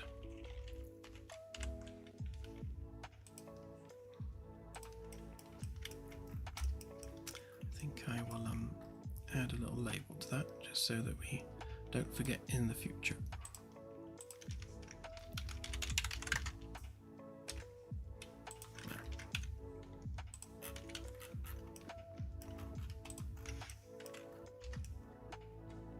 Well, that didn't work at all, did it?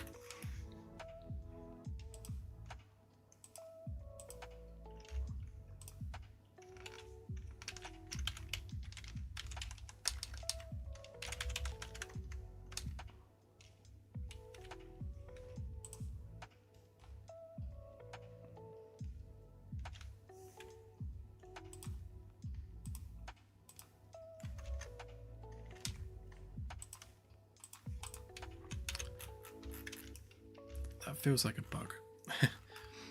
Something's definitely not working there.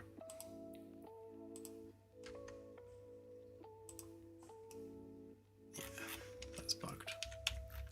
Alright, we won't stick a label on it.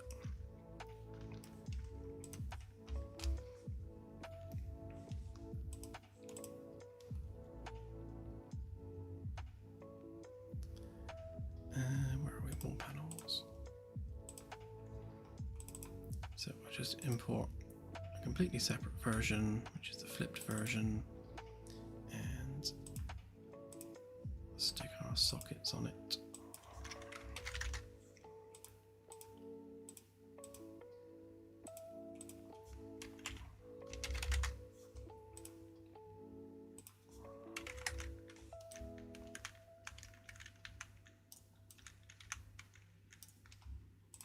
Doesn't really matter in the grand scheme of things, it just means we're exporting it twice each time.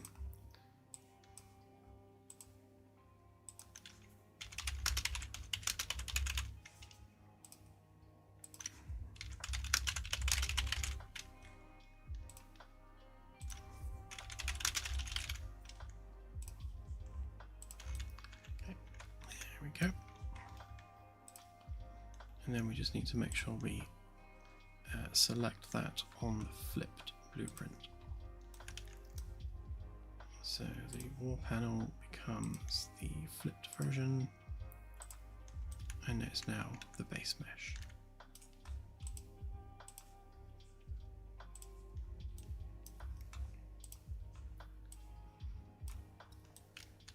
And there we go. No silliness.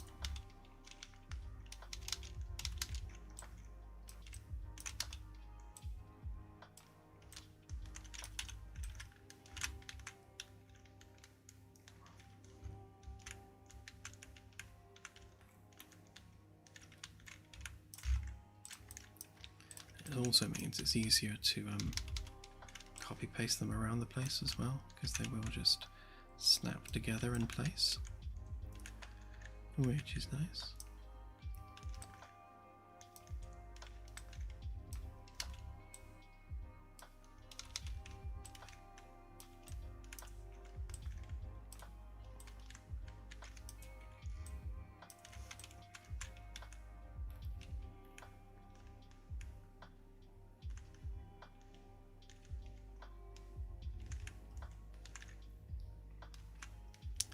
Yeah, I think if we carry this wooden motif through as well into the lounge area here, I think that's going to kind of marry up quite nicely.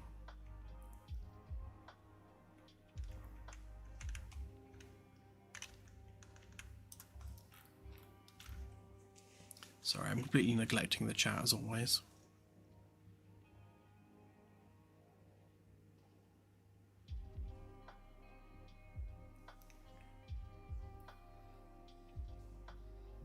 Danger Mouse, yeah, these corridors are 3.5 meters wide, so definitely more than enough room. Thank you, Garrett, much appreciated.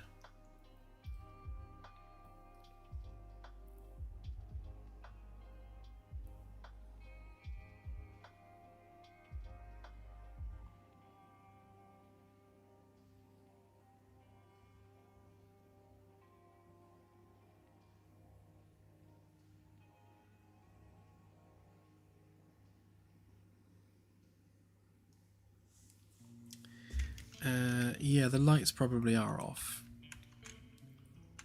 Yeah, you're right. It's rotated the wrong way.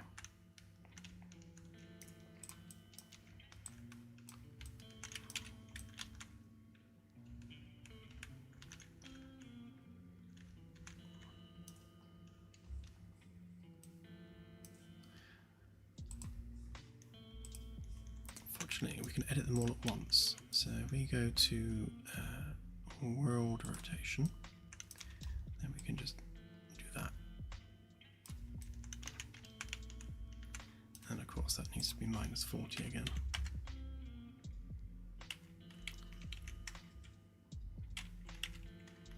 Why won't it let me do -40?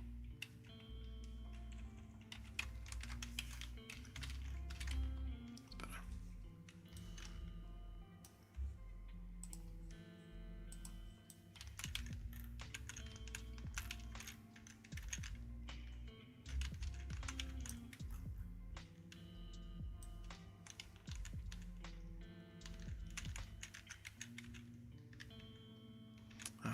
was wondering why it was sticking out, but it's because these ones obviously have the angled edge and it sticks up a bit from there. But because this one doesn't have the angled edge, all you get is the sticky up bit. But they are now angled correctly.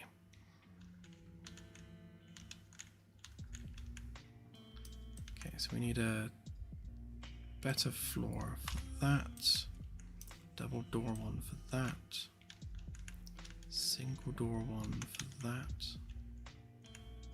Okay.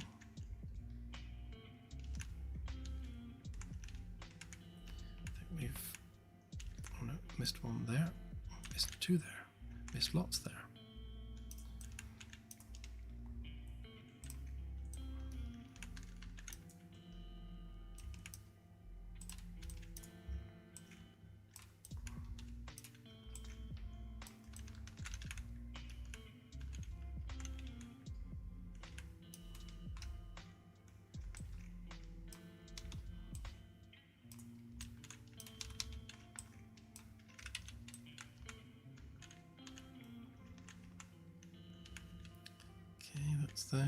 Those.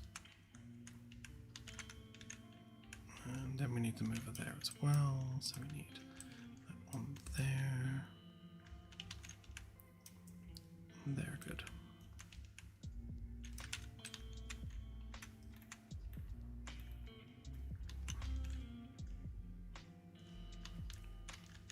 Okay, so with this being the shuttle bay, that's kind of the access route into the ship proper, down this corridor.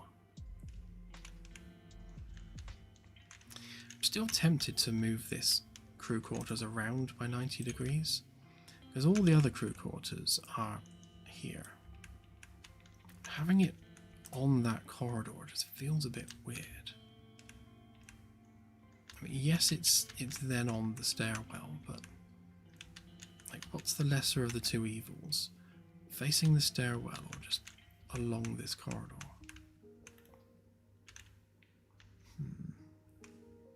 It feels a bit isolated having the door here, and less isolated there because that's where the other crew quarters are.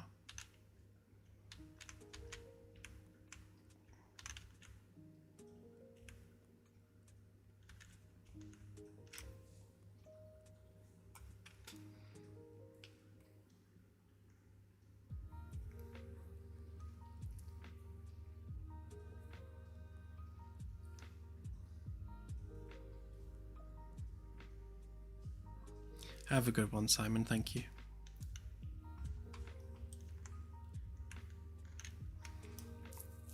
A thought has occurred, and that thought is, if we're doing the door frame here as a white panel, we've got no like end piece, so we're going to need an end piece straight panel that kind of introduces a door frame, which means that this one, we also need a solid white version for when we have a door frame.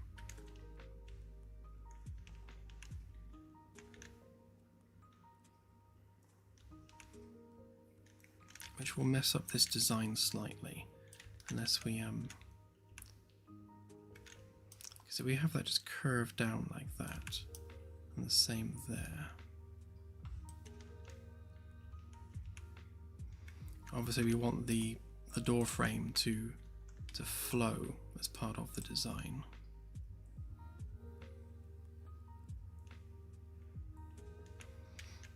Unless maybe we do just continue the wood around, and then we can embed the panel in the wood.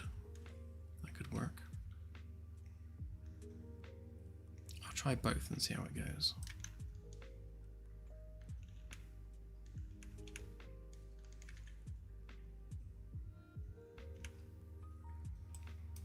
For now, yeah, I'll just cut a hole in it and see. I guess the other issue is that we're very close to the top of the door there.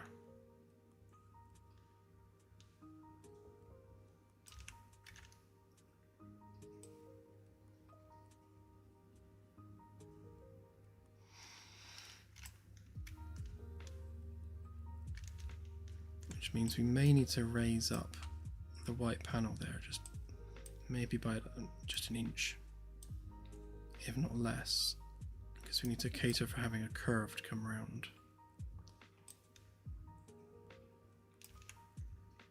I don't want to make the door frames any lower because they're 2 meters tall, and they already feel kind of low even at 2 meters, which is just a game engine thing. It's misleading. But yeah, let's get rid of them a minute because they're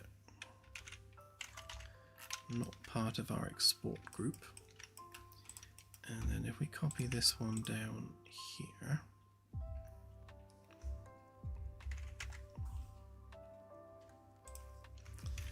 then I'm thinking for now maybe just cut a hole in it.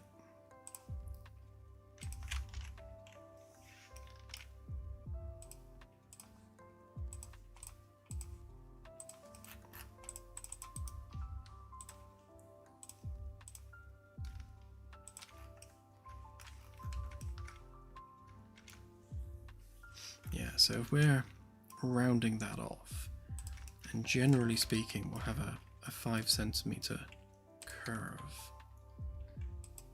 How close to that is that? See, that's only 2 centimeters away, so sorry, 2.5.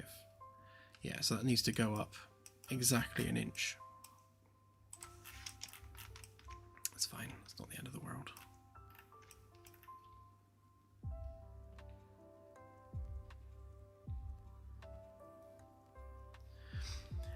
On the dev build, Garrett, you already can. So I added VR as part of this current patch cycle. So yes, VR is already implemented.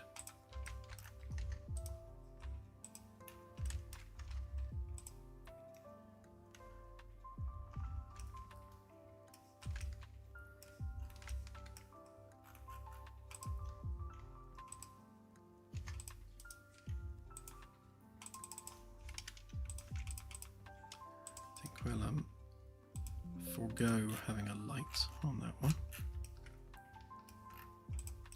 It's going to be too tiny.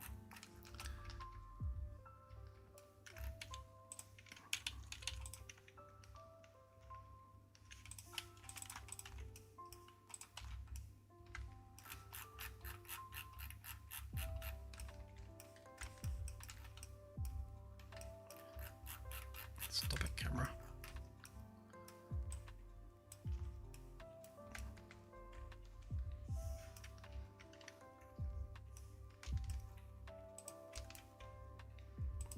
Yeah, the only caveat to playing it in VR is that it's quite heavy on the GPU, given that we're running Unreal with most of the bells and whistles turned on. Yeah, it's difficult to run VR on lower spec machines for sure. So you're going to need quite a beefy rig to play it at full graphics.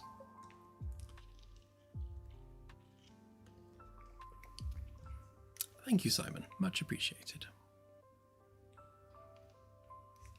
Yeah, 4060 should be alright. I mean, I've got a 4090 in this machine, and I'm getting in the region of about 70 FPS, so it should be alright. That will improve. There's actually a bug right now with Unreal where you can't turn on stereo rendering if you're using the deferred rendering pipeline. If you're using forward shading on the forward renderer, then it works fine. You can turn on stereo shading and it works, stereo rendering rather. And obviously you want stereo rendering enabled because that halves the GPU load for running VR. But yeah, I don't know why, but as soon as you enable stereo rendering on the deferred renderer, it just crashes the engine, and then the engine will not start unless you go in the ini file and disable it manually, as I learned much to my annoyance.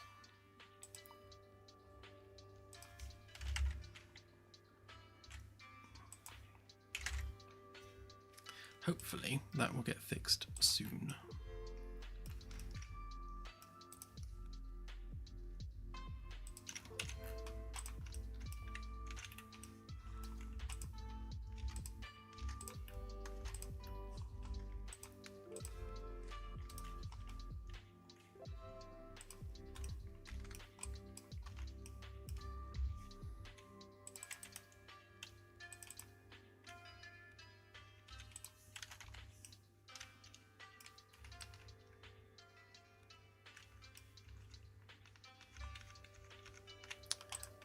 Explode that.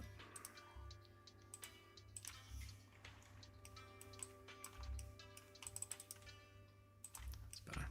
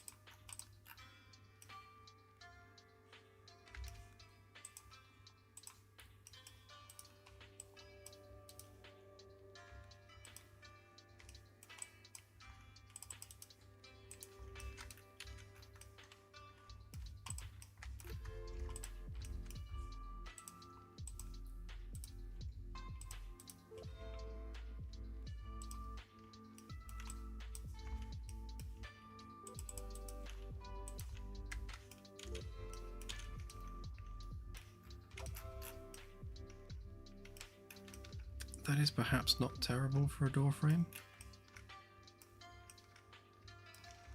Again, we definitely need to raise the top bit up a bit, but that aside, I think that will do.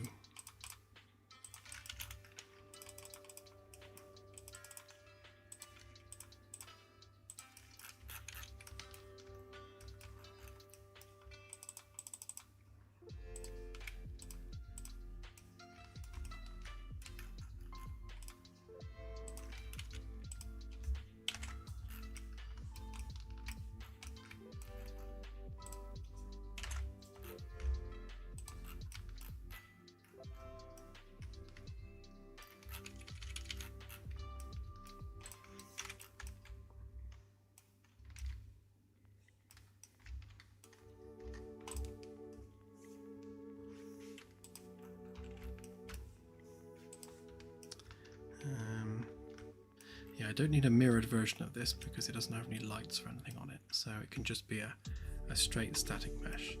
Plus it doesn't have a curvy edge, so it can be rotated without causing any issues.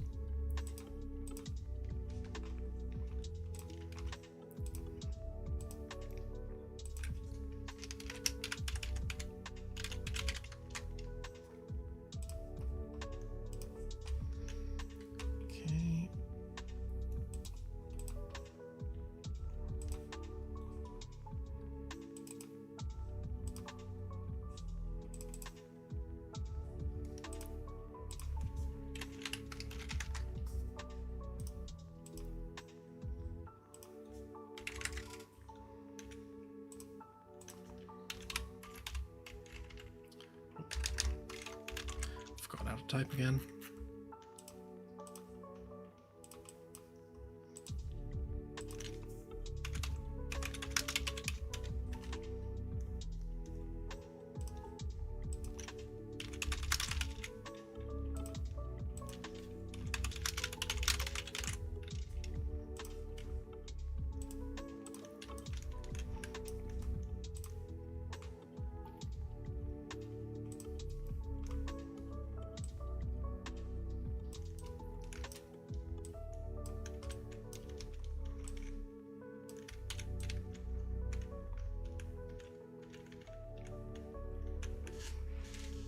Yeah, to be honest, that's not terrible. I think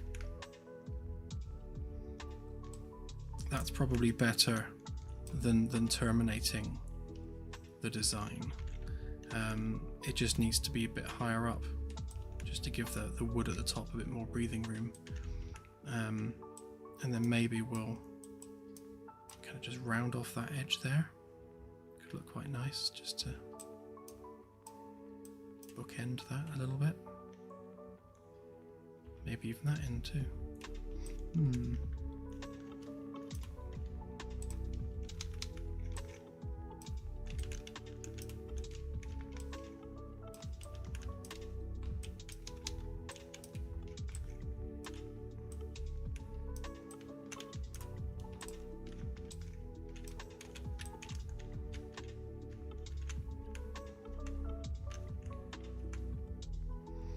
Yeah.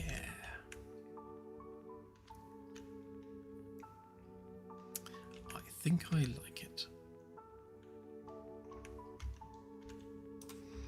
So if we do what I suggested and just round that off, it's going to look a bit weird for now because we haven't like done the mesh properly yet. So maybe move that and that over by 5.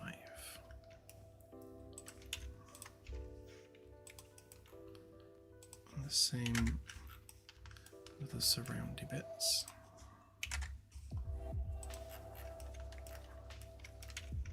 Again, just to expose more of the wood.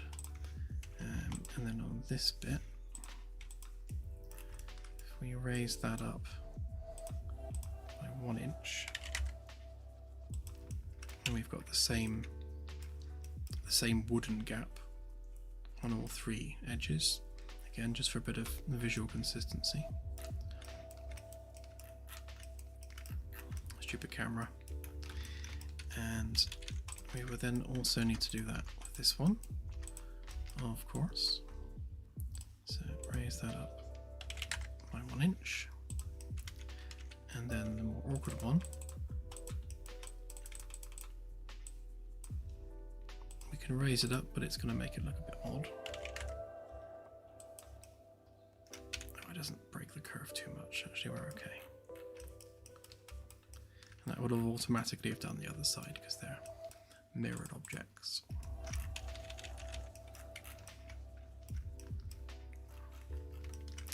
And then we shall create a curve on this side.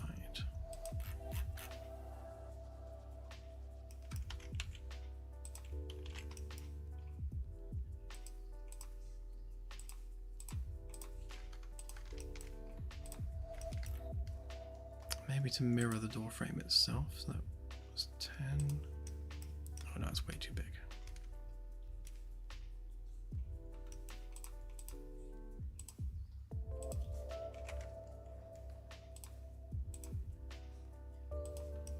Maybe like that.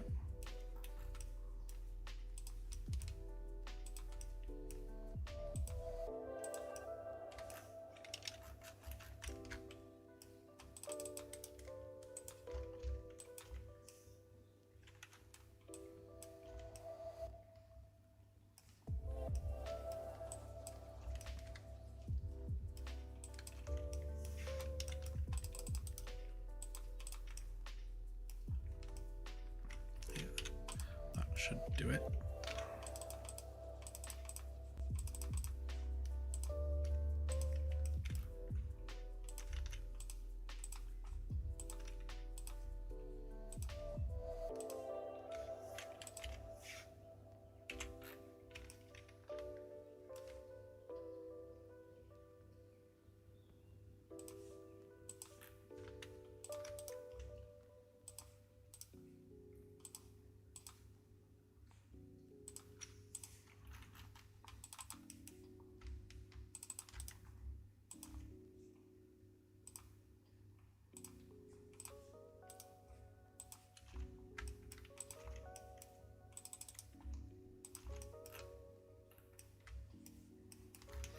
So again, this is not finalized geometry, this is just me experimenting.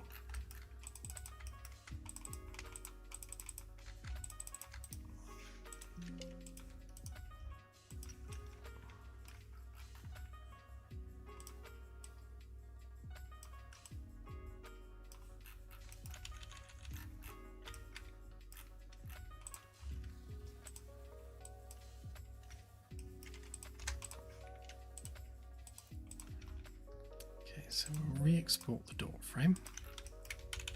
Then we shall re-export the straight bit with its adjusted top bit. And we do the same with these ones as well. So bulkhead edge, and then the flipped version.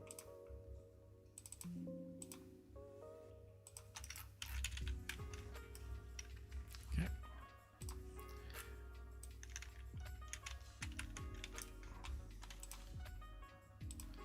And if we open up all 4 of those, actually we can probably re-import from here, can't we? Yeah, there we go.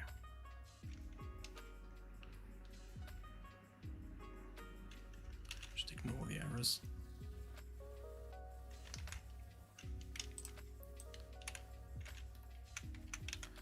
There we go.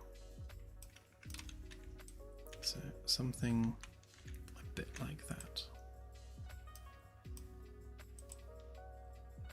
I might even move them even further across.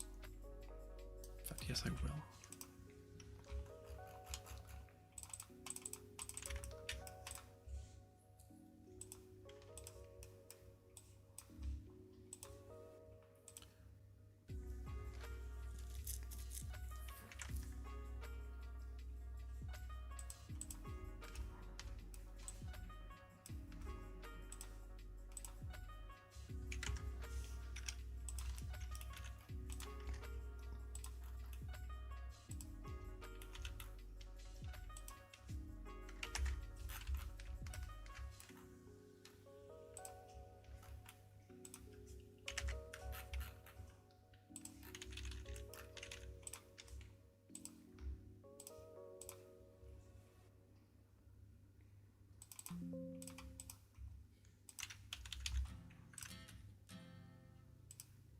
Wait, did I just export the wrong one? I think I did.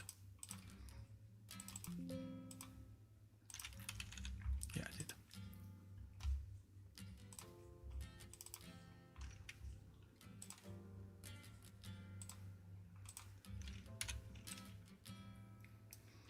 Yeah, so I reckon something like that, and I definitely think it needs a bigger curve. So maybe we'll double the radius of that there. And then I think, yeah, that kind of bookends that quite nicely.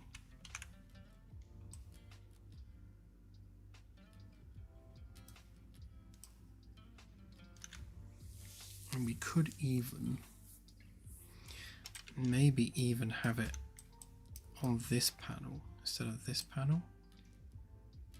So rather than having this like awkward bit stuck on the end. My God, Firstus, you're mad. Thank you, but you're mad.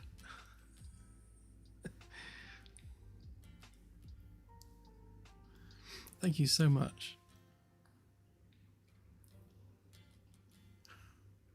I am proud of you all and very thankful.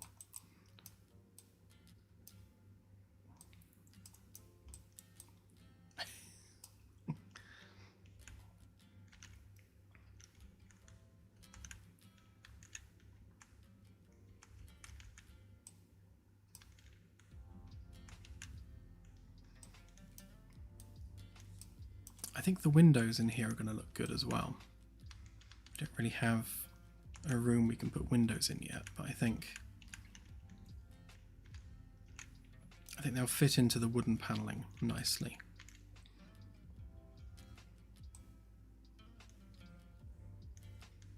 Yeah, and I'm thinking, see, just looking at this, my biggest issue is these are very bitty. And I think if we were to have a version of these panels which have a larger curve on them, then it allows this to just be wood, and then the termination is I've forgotten how to speak, and then the termination is handled here instead. Let's just see how that looks without these bits on it at all. Just out of curiosity. I just...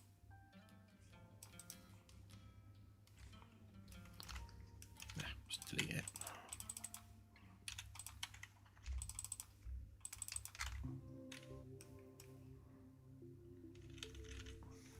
I guess we're going to need to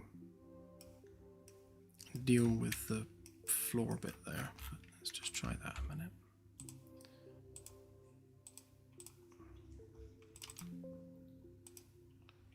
Oh, forgot to export the right one again.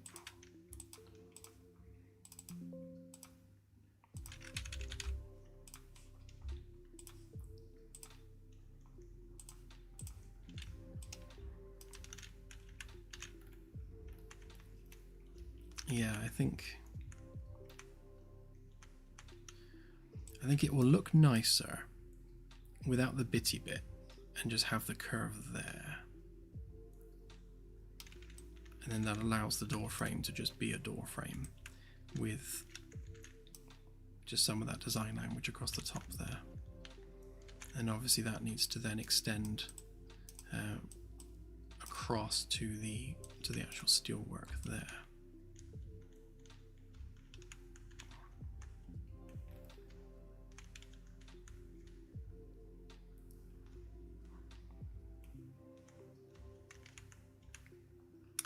Yes, you're right. It would definitely reduce the number of panels needed. But ultimately, that's not the end of the world, really. It just means... I mean, because most of that can be copy-pasted. It just means just rounding off one edge. The lighting and everything can stay the same.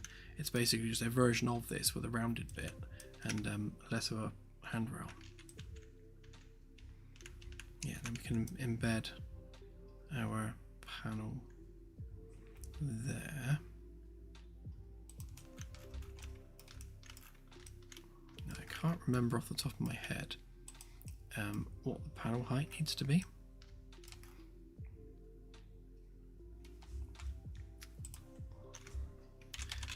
I actually designed the original ones to be the same size as an iPad, because I remembered that on the Orville, all the door panels are actually just iPads running an app,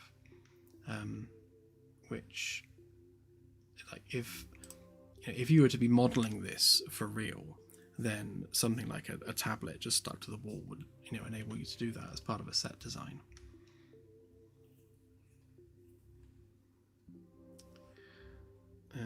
Why can I not find one in metric?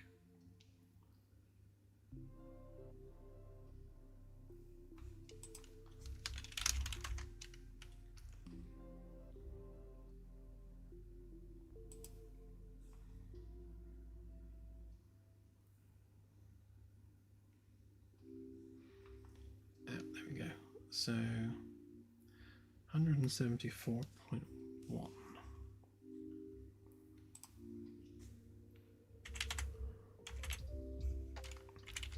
That big that way, and then 250.6 millimeters that way. There we go. iPad.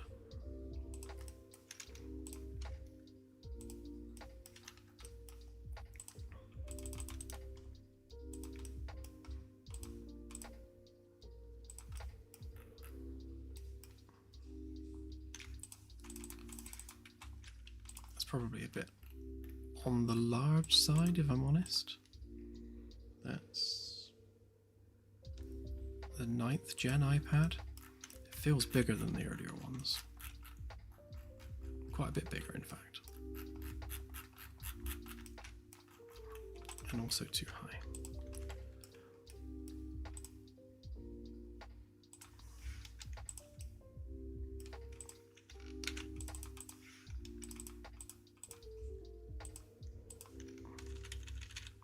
Stick it on there for now.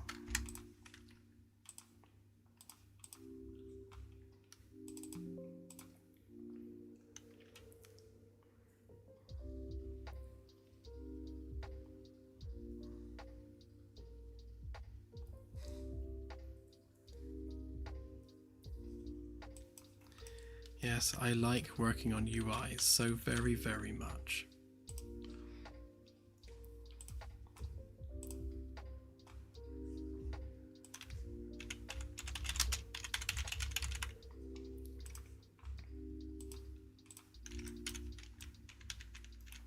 So it looks something like that.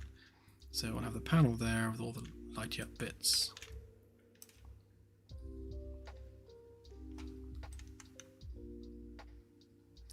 That was my original plan, Shade. So yeah, so have it literally just curve around there. The main issue with it is the distance involved. It needs to butt up against the metalwork of the ship's framework. So obviously that's all going to be curved there anyway. If there's enough breathing room for that to actually curve around, then yes. It will overhang slightly, but yes, we could do that.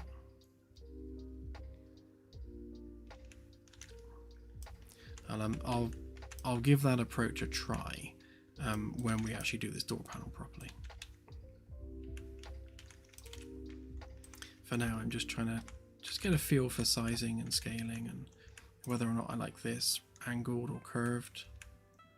Thinking now that we have a door frame there, it would probably look better if it was more of a either just a solid circle or maybe a squircle.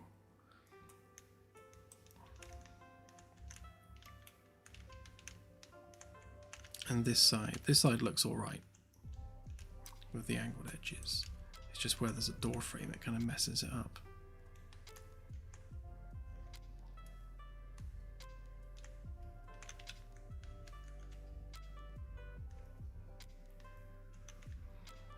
Right, let's just copy those around the place, which are on the right level. So we want one there. We want one over here.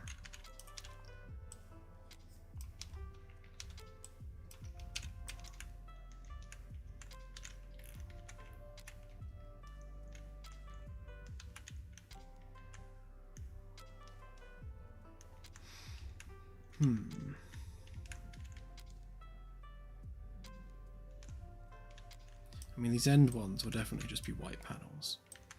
So I like having that there and having that white. So I think that will work nicely.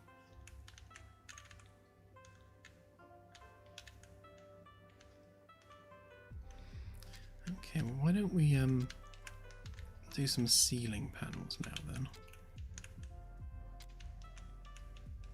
Oh, hang on, more door frames to do.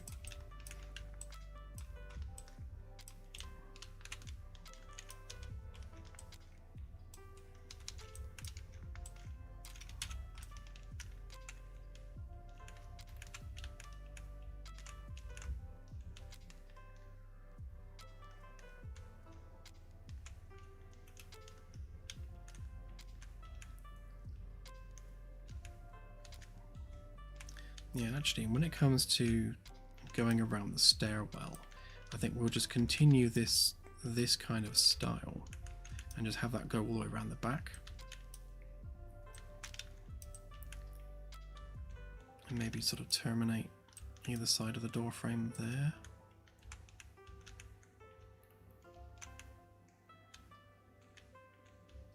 Yep, that could work.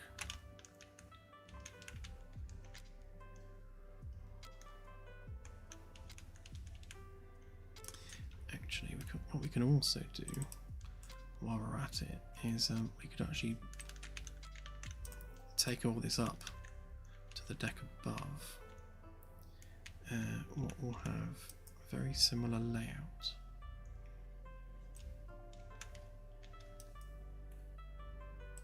What are we looking at here? So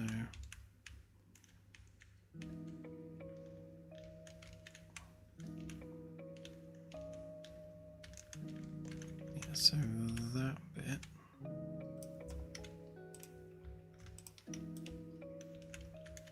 and that bit, definitely these ones.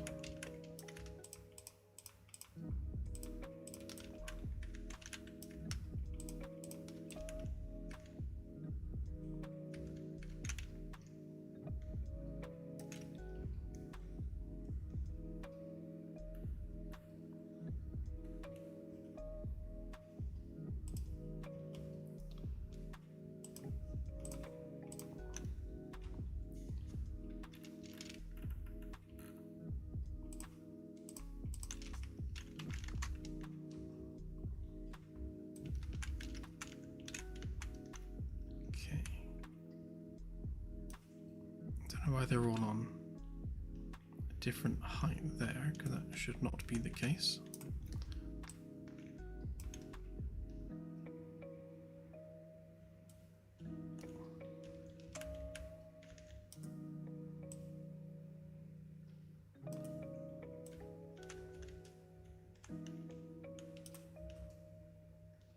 Let's just measure this in SketchUp a minute. So the floor height should be from our world origin, which is there. It should be exactly 25 centimeters. So if we just type 25 into there, then they are in the right place.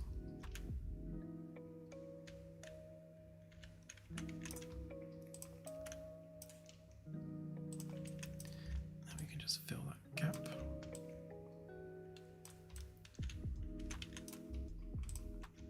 Same there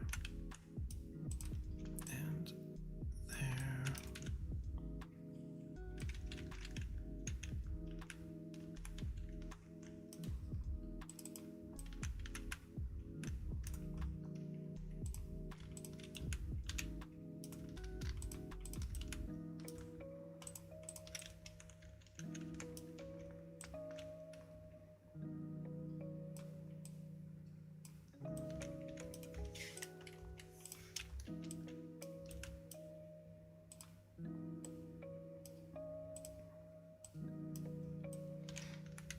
Oh yes. So of course this has a central door, which means we're going to have some kind of styled entrance, I think. So we'll maybe have a slight alcove there, just to make that more of a feature entrance.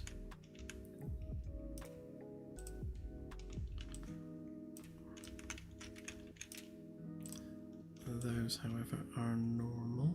Don't need that.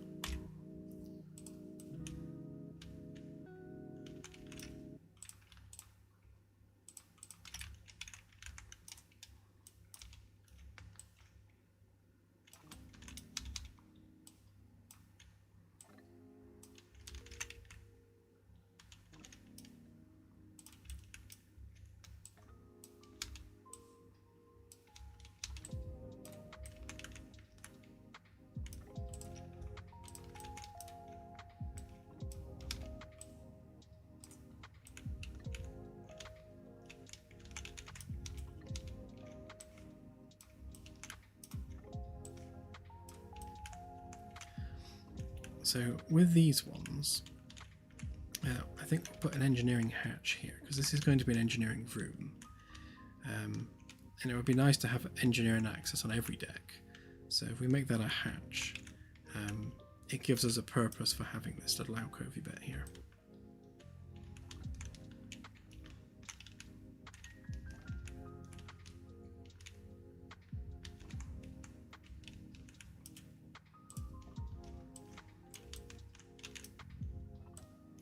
And again, we'll figure out what we're doing with those doors and whether or not we rotate them around.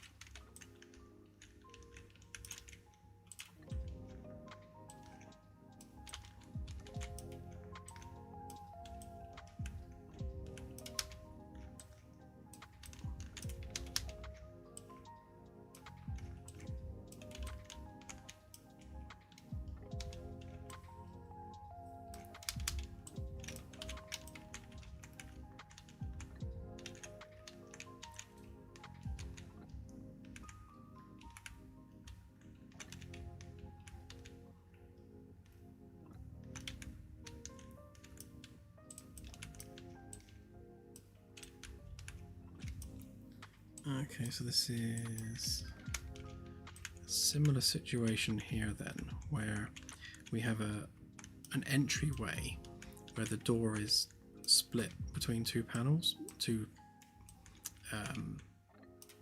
grid points. So again, that's going to require a proprietary entrance.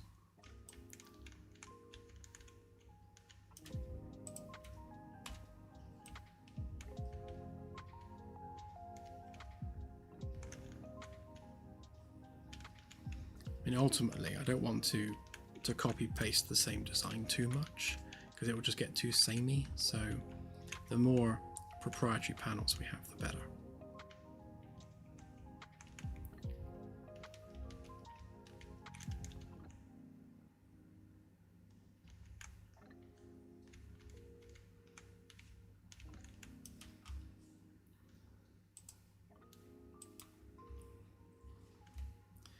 So let's get rid of that for a minute. Go back down to deck 3.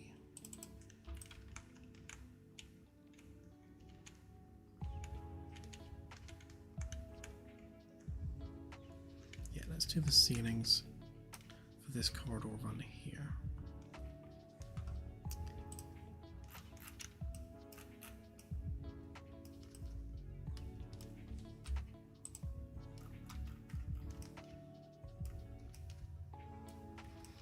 So from the last test we did, I found that was far too wide of a panel. So I think we definitely need to bring that in a bit. It's just a bit overpowering. And then rather than having the Magellan's version of those, it might be nice to have them maybe on an angle. So maybe if we move that over like that.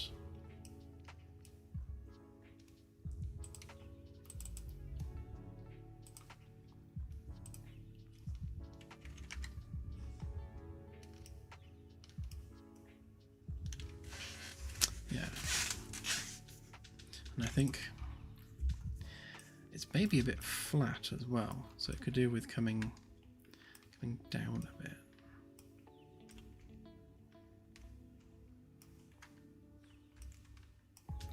Doesn't feel as chunky as it should be. Maybe just kind of lower that down, just an additional 5. Yeah, maybe a bit more like that.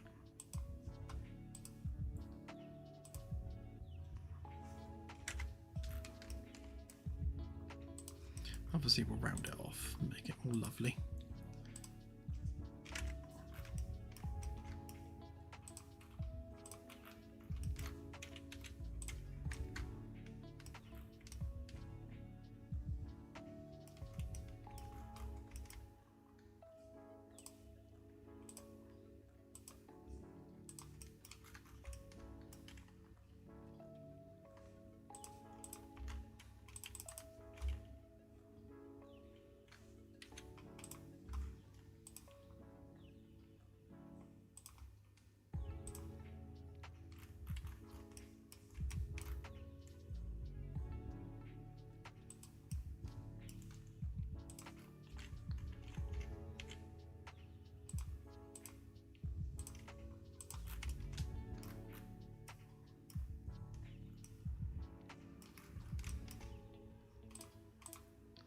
It's definitely not the middle.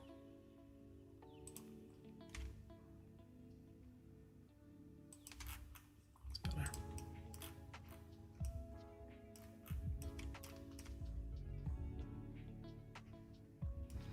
I suppose we could also not have them on stalks like they are on the Magellan, but I kind of liked raising them up a little bit. Not by much, maybe like an inch. Just gives it a bit more 3D-ness to the design.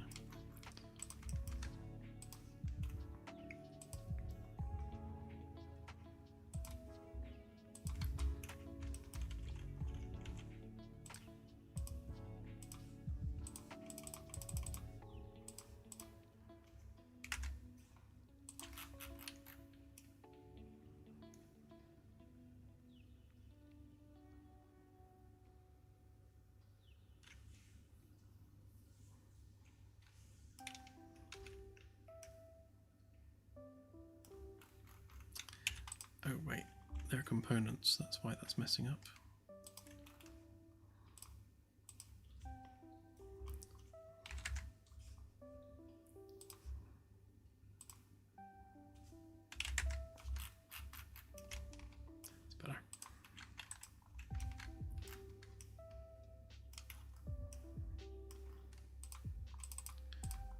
And if we round off those edges there,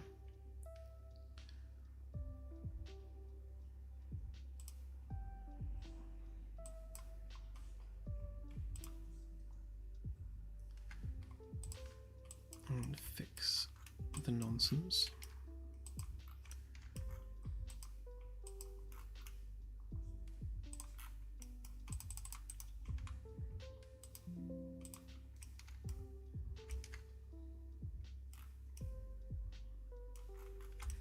Okay, so I reckon those blue panels need to be wider, certainly. They're a bit lost up there as it is. But I think, yeah, I think something like that.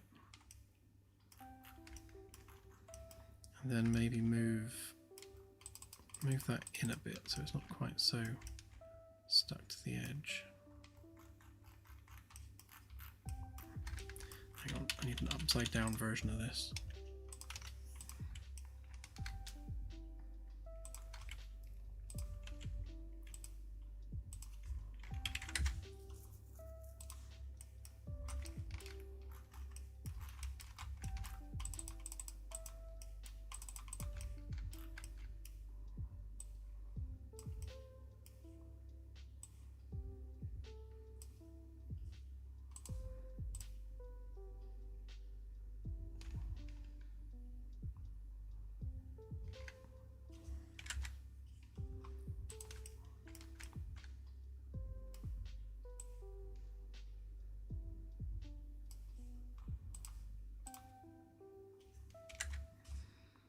And then we'll make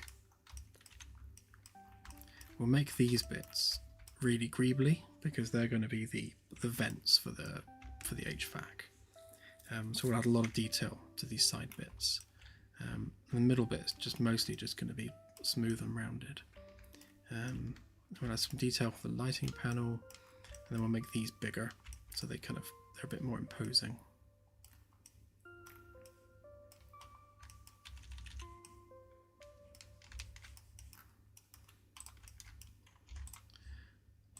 Let's export that and see what we can do with it.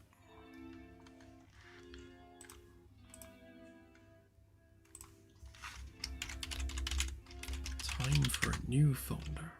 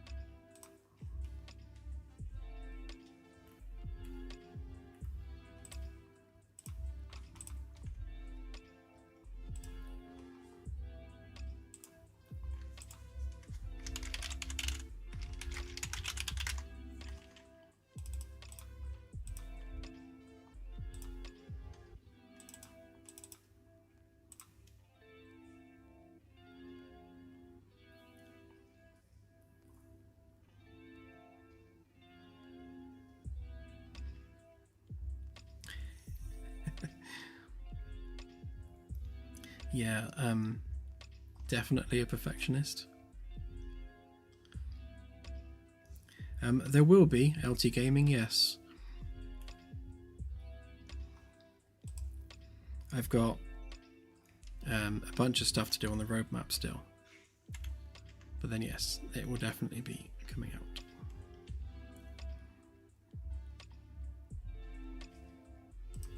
Specifically.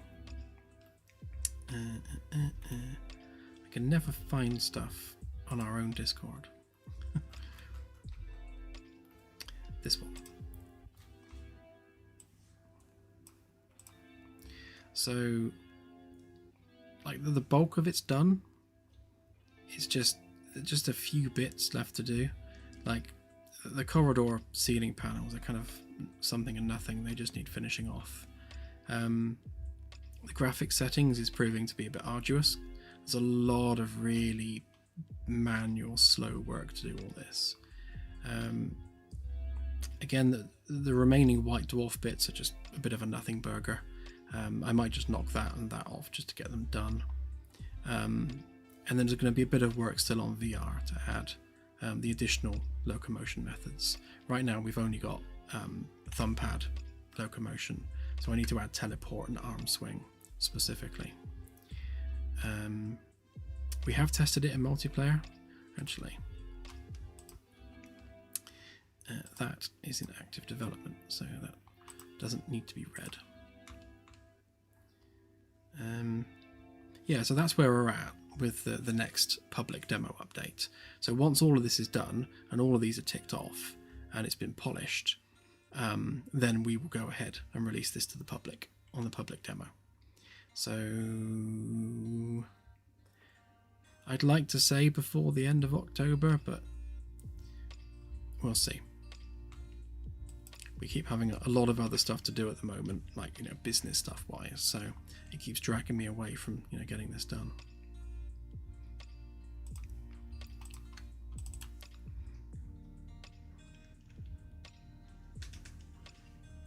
Yeah, which October? Good question. Perhaps the right question.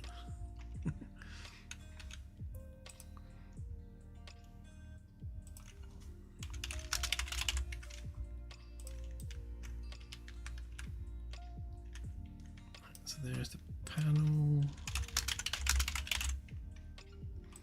There's the plastic.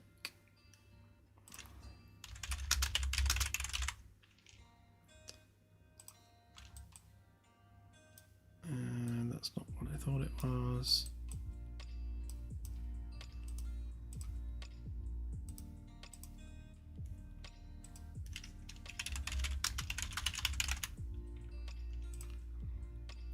That one is steel 25% brightness. Yeah.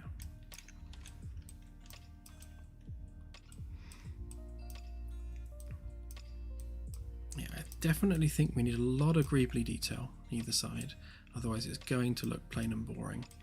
And yeah, those LED strips do look a bit pathetic, so that needs doing. And I think we'll do something with the light fixture here as well. It needs, obviously right now it's just a rectangle, but again it needs some detail.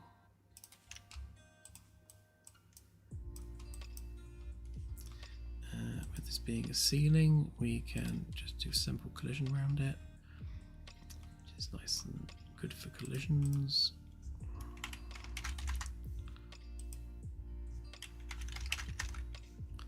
Do that so that we can rotate it.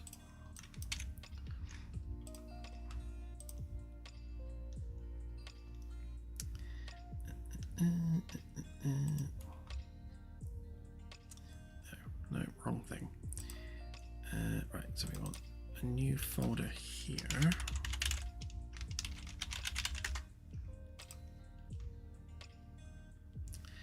And I think I will actually copy one of the Magellan ones, because I'm going to need a few more bits in the construction script, which I would rather not have to redo.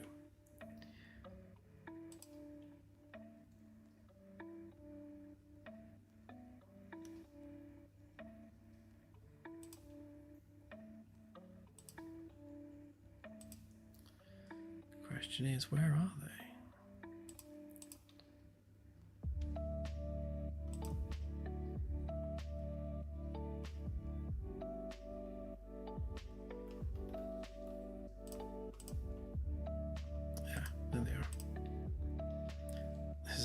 The Magellan class folder is quite disorganized. I need to sort that out.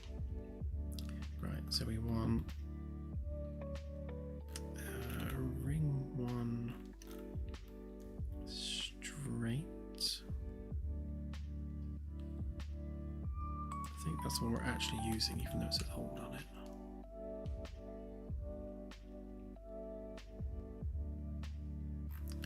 Or is it? Let's go with that one, just in case that's not the one we're using. So if we copy that to there,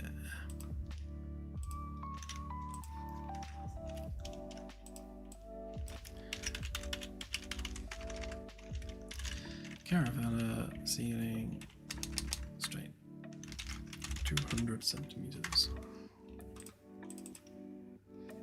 Completely spelled that wrong. Fix that in a minute. Right, yeah, so the fake GI lighting is what we need on all the ceilings to make sure that they are lit properly.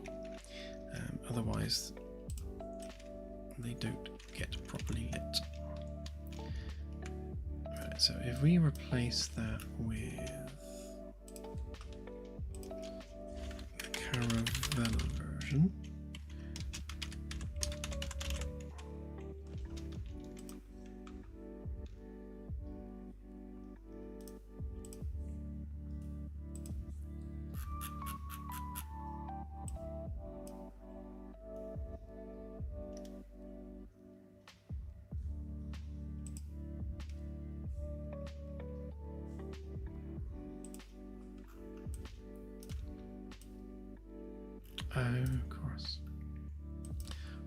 of course.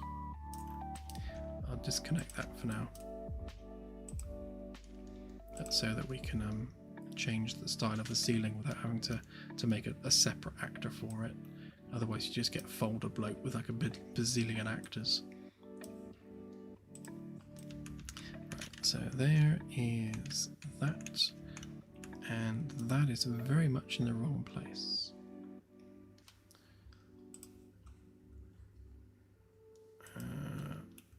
Or is it?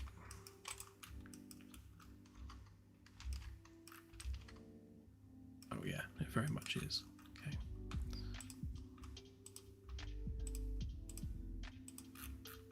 See, this is what happens if you don't set the axes properly for the origin point. When you export the mesh, it exports it in a stupid place.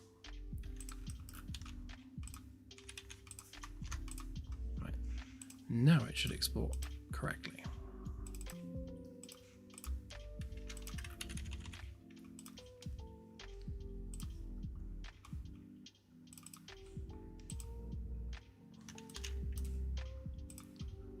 Just redo the collision. Right, there we go. Now it's properly aligned above the snap point, which means that the lighting should be aligned as well.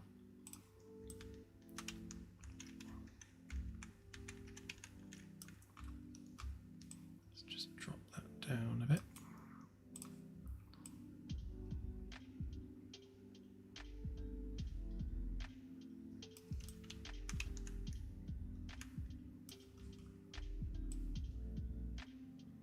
Oops. Didn't want to do that.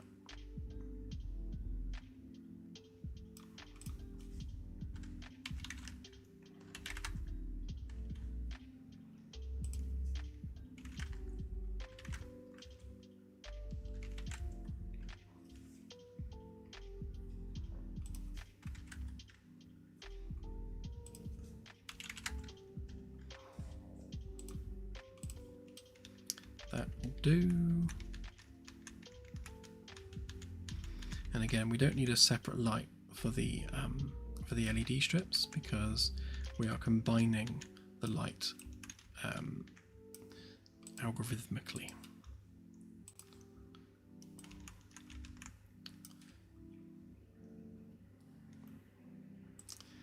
So we need to go onto the ceilings level this time.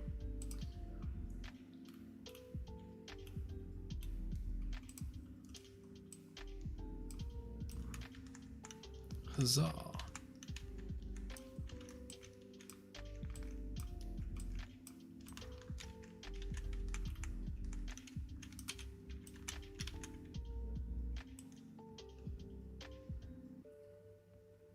So my immediate reaction to this is that you can't see the blue strips when they're facing sideways. So we definitely need less of an angle on that edge, or we move them closer to the light, which might work better actually, have them a bit more centralized. actually, to be honest. That could play into the detail that we need to add to the light if we include the blue strip with that detail. Right, let's turn off our fake lights and see how it looks.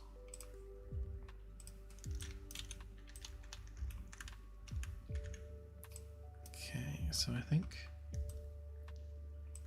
the attenuation radius and all the brightness need fiddling with. I think the GI mesh needs bringing down a bit too.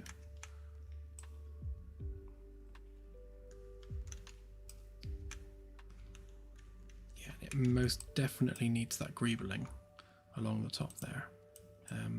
Otherwise that is going to look kind of bare.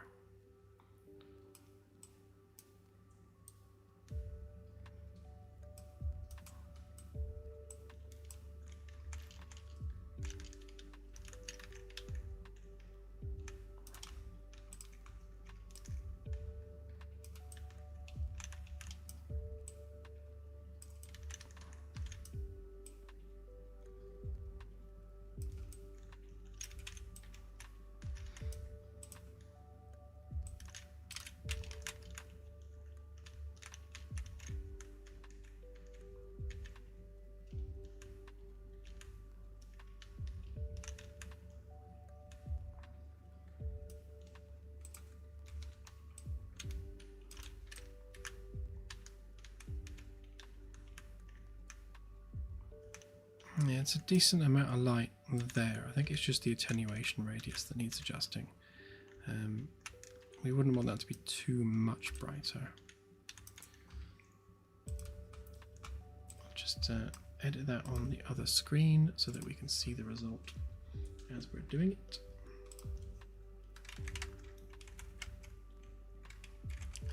So that's an attenuation radius of 400. And that's 500, so that's definitely casting more light.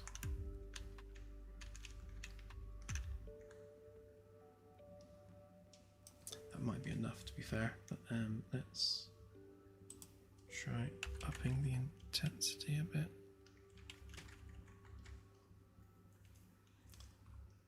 Where are we?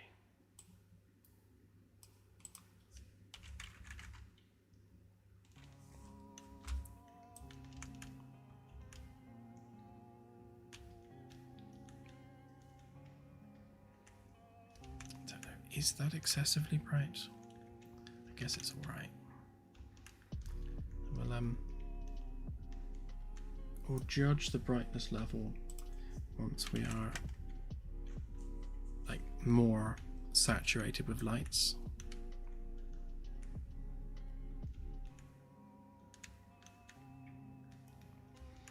Yeah, then we definitely need to sort that out so it doesn't look quite so ugly. I need to add, yeah, panel labeling, bolts, that sort of thing. Get that all greebled up. Right, let's just try moving those LED strips a minute.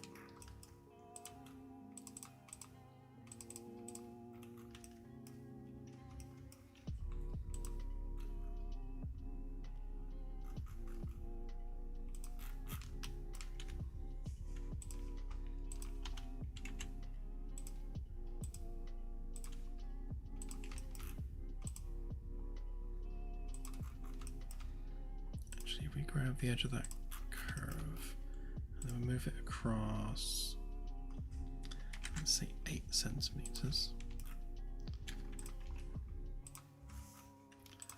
and do the same on this side. Find the edge of there, go across 8, and they should be in the same place. And then we will flip that one, just in case we do anything weird with it.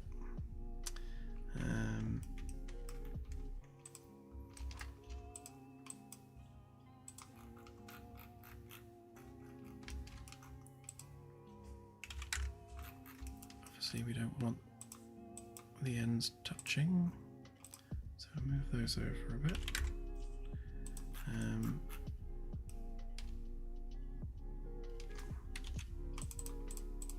And that as well, to be perfectly honest, that needs moving too. So 0.5.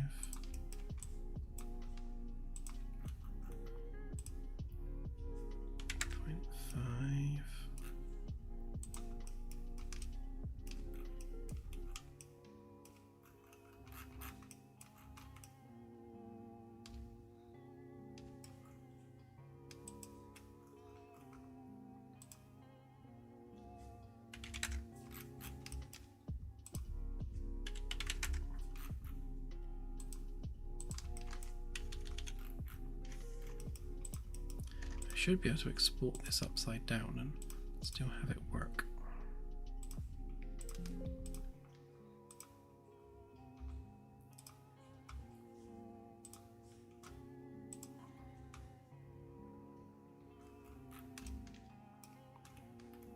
Apart from the fact that the origin point's in the wrong place.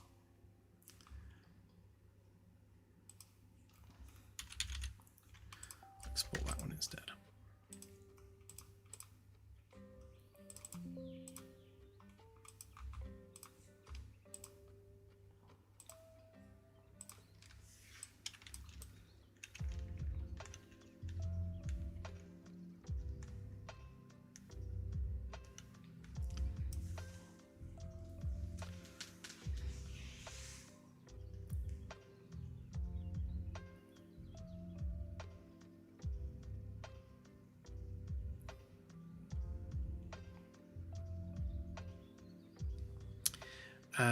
Yeah, Christopher, we could try that.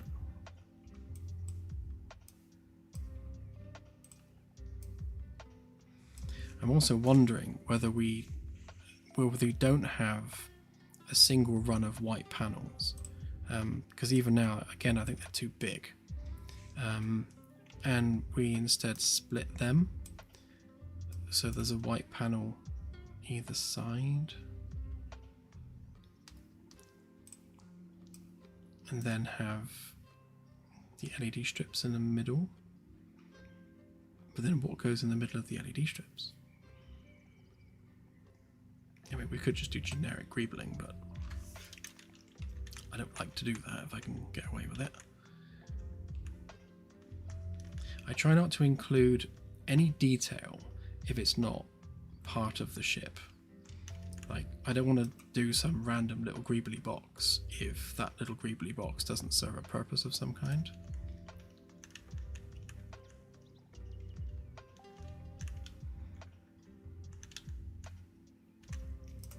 I mean, if you look at the outline of the corridor, I'm liking the profile. I think we're onto the right shape. We just need to get the right detail. So actually, let's get rid of that and replace it with this one so that we can export it in place.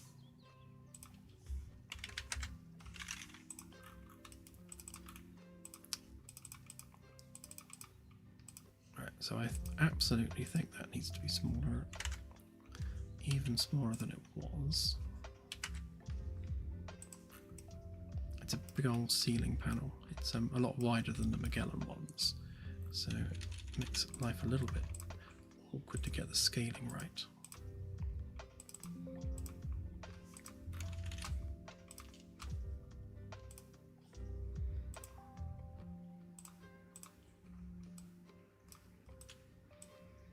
Yeah, I think that's perhaps more what we want from the panel.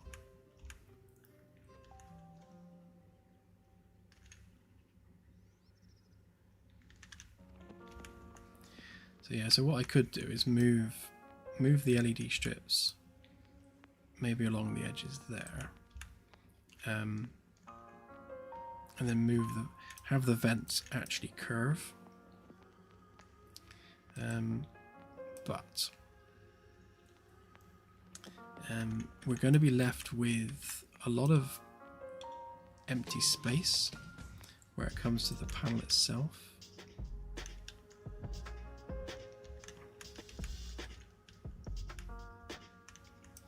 Actually, let's get rid of that.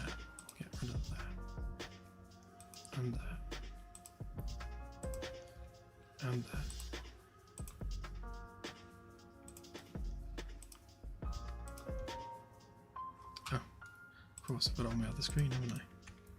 Well, I can't find it. Yeah, so if we narrow down the physical light source, because it's no longer taking up the same physical space.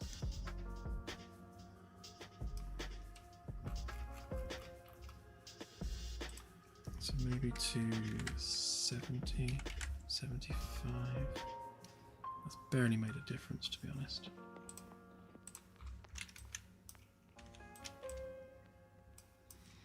And then we also need to drag down our GI mesh slightly, so I'll just do that again. So if you look at the edges here, so just bring that over a minute, you can see that we have a static mesh that's surrounding everything you see in the ceiling, and that is generating fake light. But what it enables us to do is to find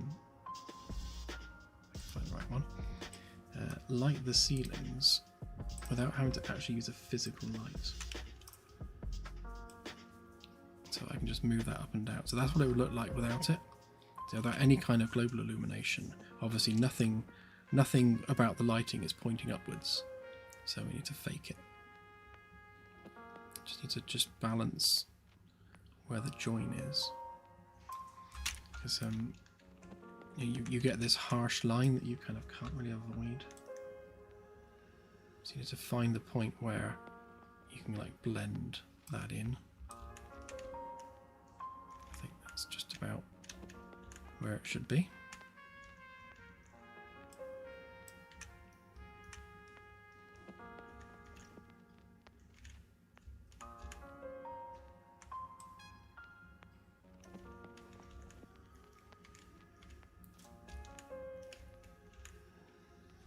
I like that essentially you've got like a trough on each side where we can place hardware.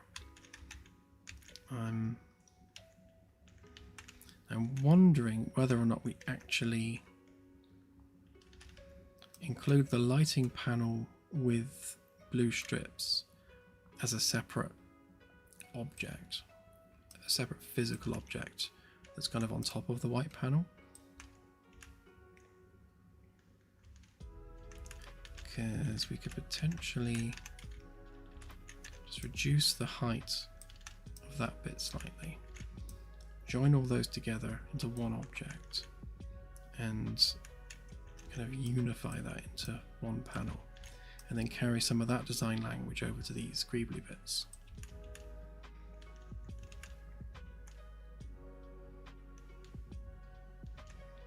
Have a go at the greebly bits and see what we can do with them. So I was thinking something along the lines of if we just draw a rectangle a minute, if we make that maybe an inch wide.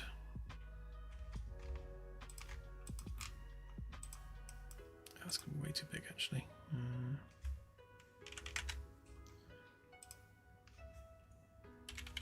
Maybe half that.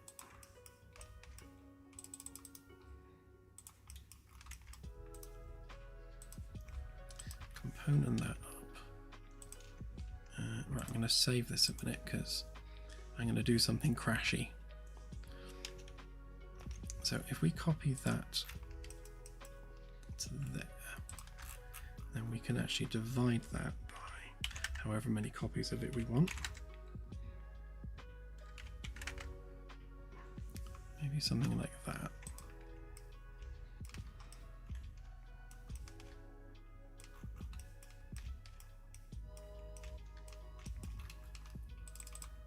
And then, because they're all the same object, we can manipulate them together as a group.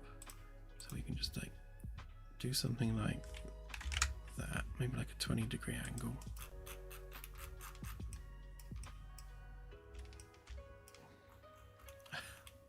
Thank you, Max. Love it. Thank you.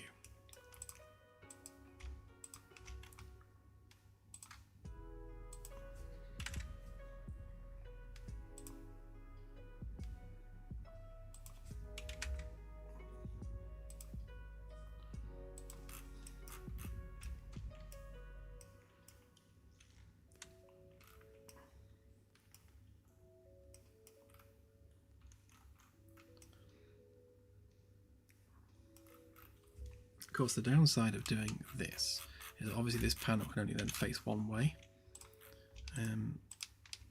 But we shall see what we can do with it. Actually, if I just group all that together, easier to copy it.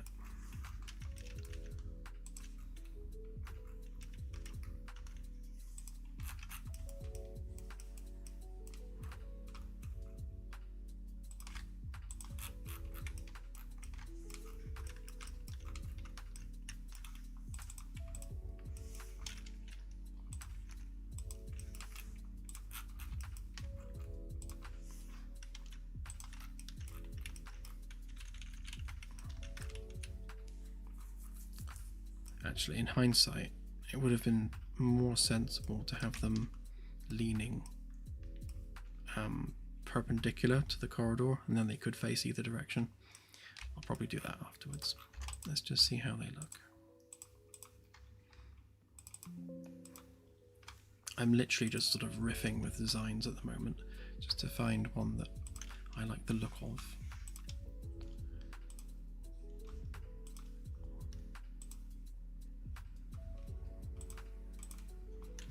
Of course, we also need to have a think about like this. So we've got really horrible flickering because we've got a lot of overlaid pixels. So that design isn't great for that reason. So yeah, so we'll do them in the opposite direction. But as a general idea, I think if we surround that by a panel, make them face the other way, but keep the idea of the rotation, that could look quite good. And then round it off as well at the edges.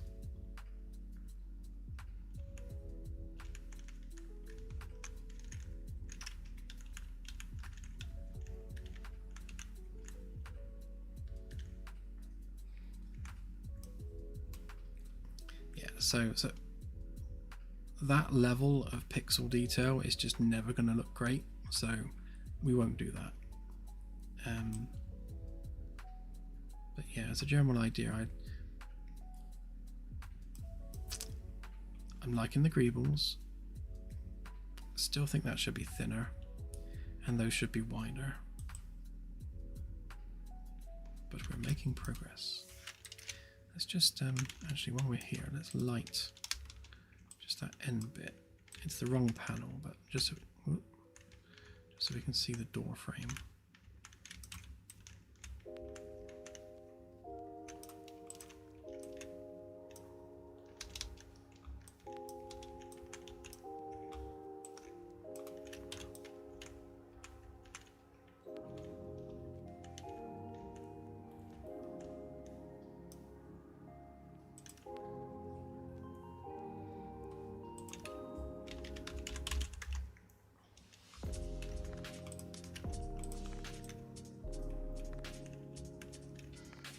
So the other fun bit here actually is obviously these lights are going to require an electrical connection. So we'll stick them on God mode so they don't require electric for now. But it's also going to be visible from a specific deck. See, this is where we need like ship specific decks as well for this. Especially if, so I'm just thinking about this now, if you've got two Caravellas and potentially it's small enough that you can have multiple Caravellas in the same game, if we do that, then the lighting optimization needs to be like ship instance specific. So right now the optimizations are very much just hard coded to the Magellan. There's only one of them, so you're on a deck. There's only one A deck. There's never going to be more than one A deck. But if you've got multiple ships, you've got multiple A decks. So that's going to require a bit of an overhaul.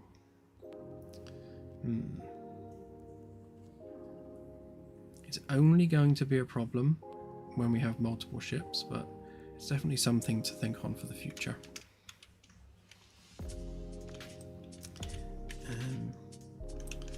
Let's grab those again, actually. Don't know where that guy is included as a ceiling, but there you go. Pop them there. And also pop them, yeah, over here as well.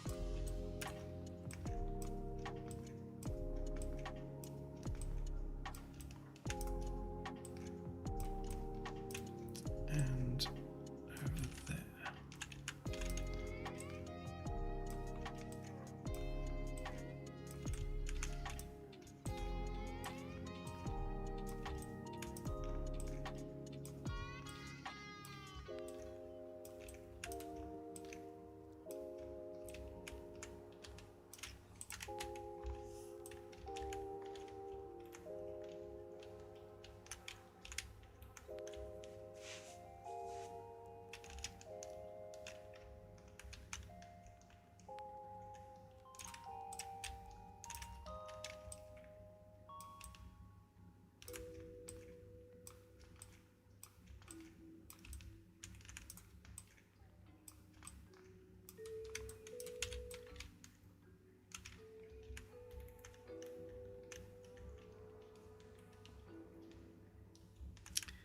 Okay, starting to look a bit like a ship. Let's use the wrong flooring for a minute, just to give us an idea of how the lighting is kind of reflecting off the floor and everything.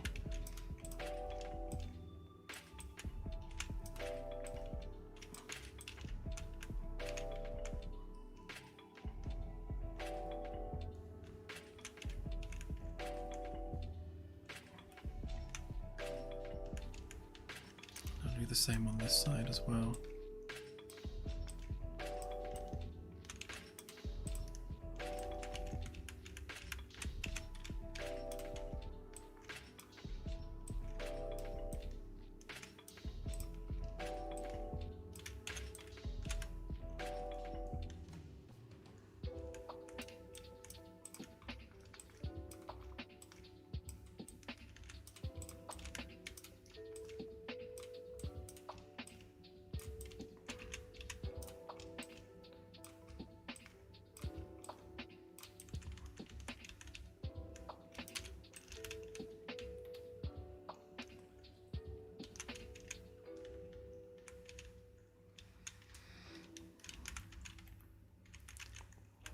Okay.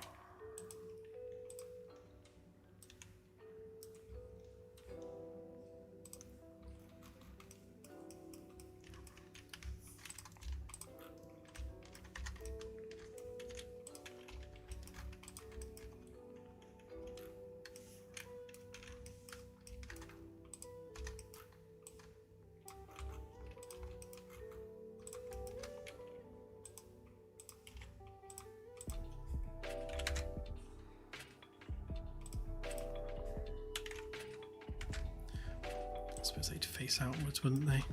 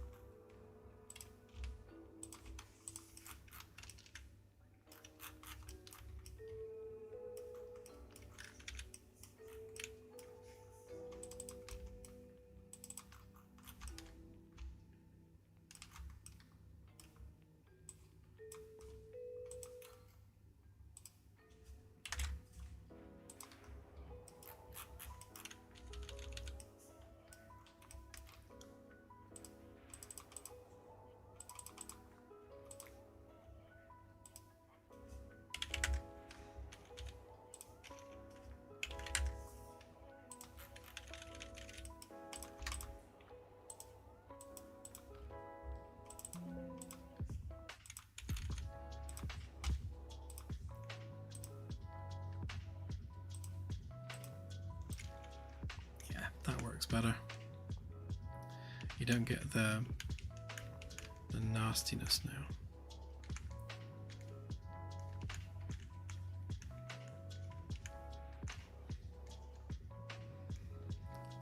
Okay, so yeah, we'll definitely turn those bits into nicely kind of greebled up vents, and that will have our edge detail taken care of. That's a little bit better with the light moved inwards, but I also think that it would definitely work nicer if the lighting panel in the middle had the blue lights connected to it in some way. The trick is to not make it look copy pasty. Like right now, you've got like vent, vent, vent, vent, vent, and it all looks very, very copy paste. And the more kind of insular you make it. So if I was to have like a lighting panel with curved edges and then an LED strip down the side, it would look like blob, blob, blob, blob, blob, light, light, light, light. It wouldn't flow. We kind of want the lighting to flow, especially if we're going around corners with it. We want it like the blue strips, you want them to kind of contour the corridors.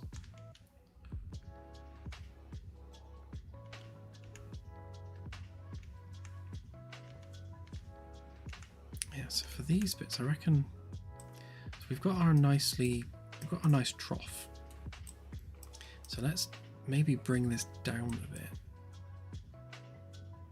surrounded by some kind of angled surround piece.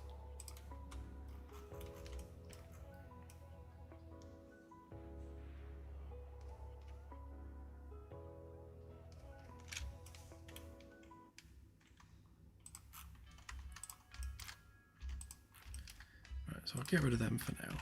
We know that design's going to work, so that's good.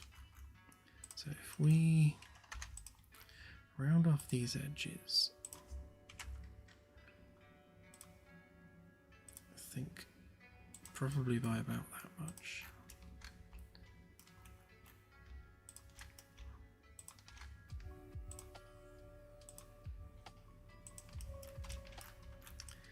And then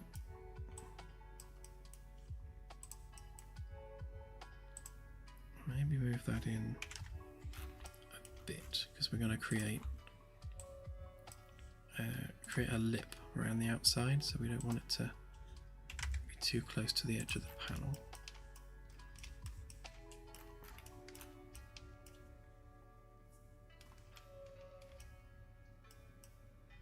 Should have chopped this in half really and mirrored it, but no matter. In fact, what I can do, I just do that for a minute.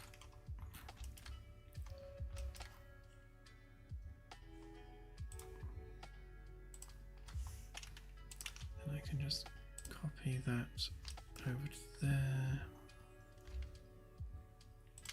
like that.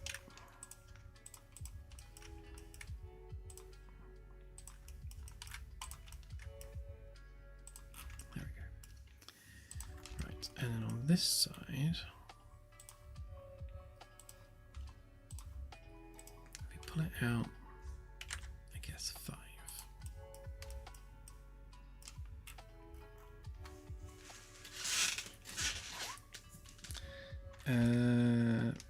Maybe not. I'll measure it afterwards just to be sure.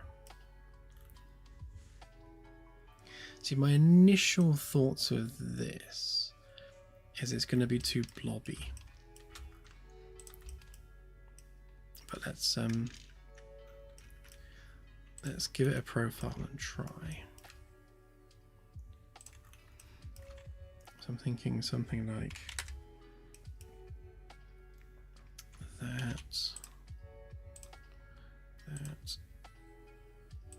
that, and then round off that edge.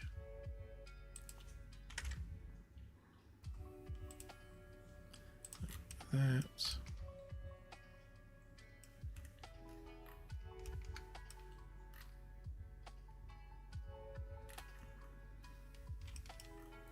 Maybe even that bit too. So if we copy that.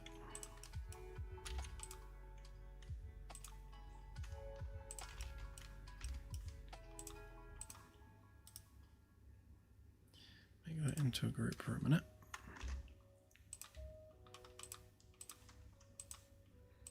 Do a similar thing there.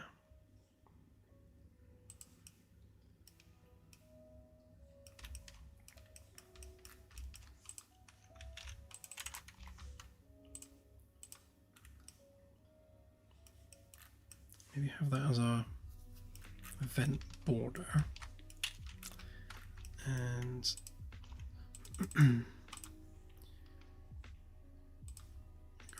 grab that.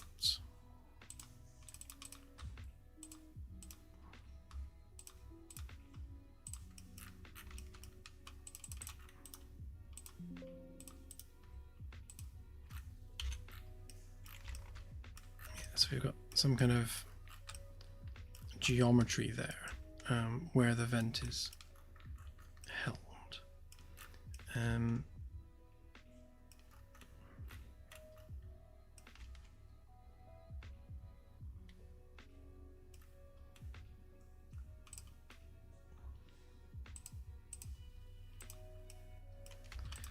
I reckon with these bits, if we actually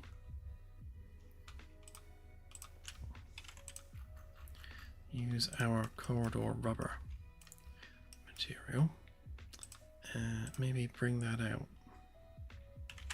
a bit. Right, and then that's our vent space there. I'll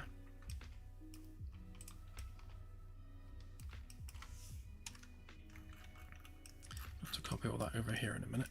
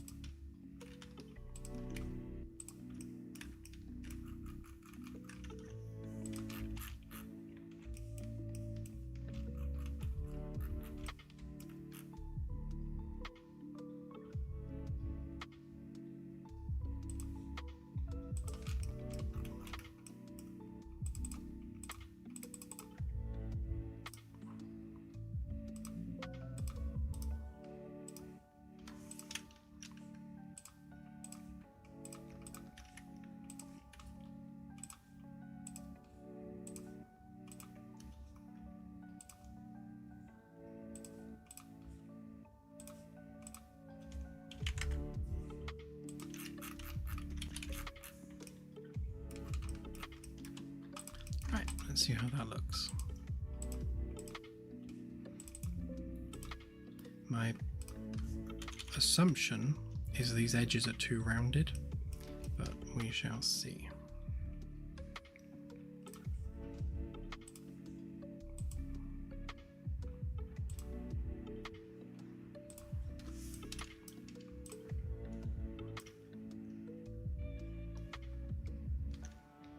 I don't know, it's not terrible.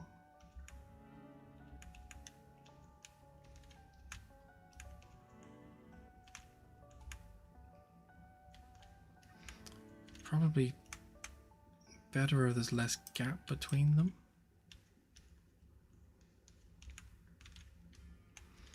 Again, it's looking a bit kind of like blob, blob, blob, blob, blob. We need to blend them a bit closer together, I think. Make it more of a continuous run. But yeah, I think that's all right for now. Might not actually be a bad idea to have like a couple of LEDs on them, because if these are like built-in fan units, then they should have some kind of like operational indicator on them.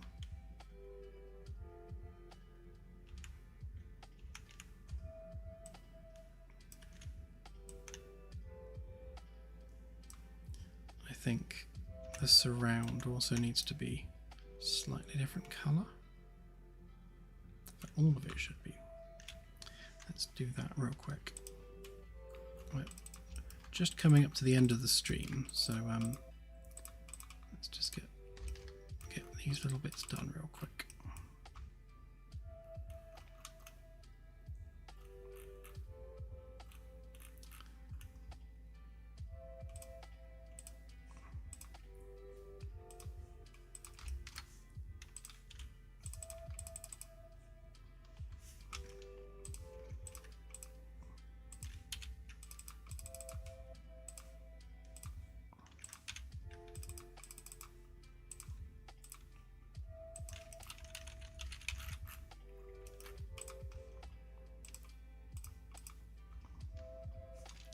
Oh, nearly did it again.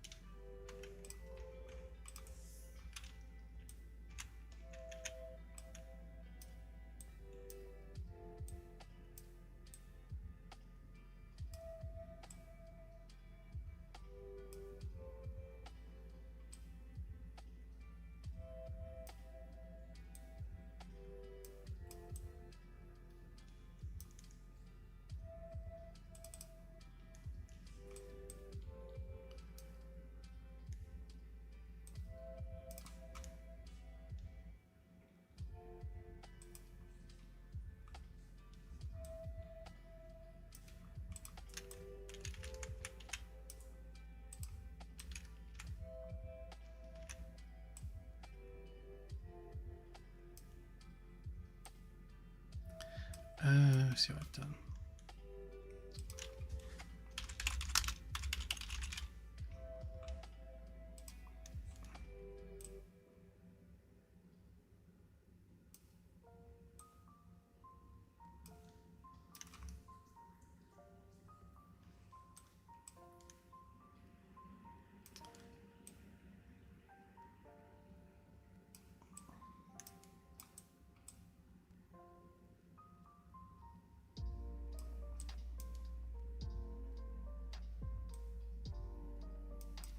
Something weird going on with that. If I accidentally use the same color, I think I might have done, you know.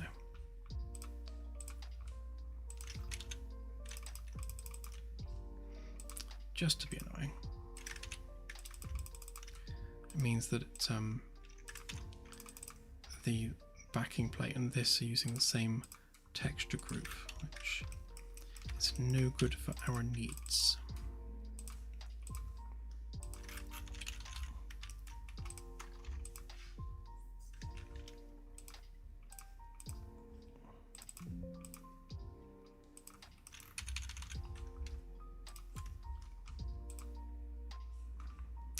Alright, there we go, it's better.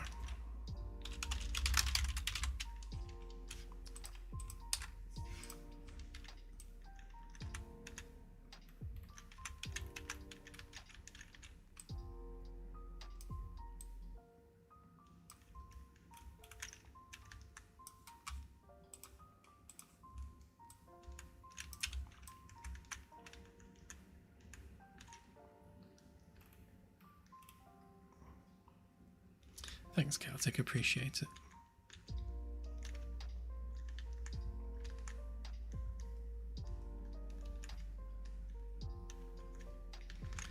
Okay, so yeah, I like the idea of the surround.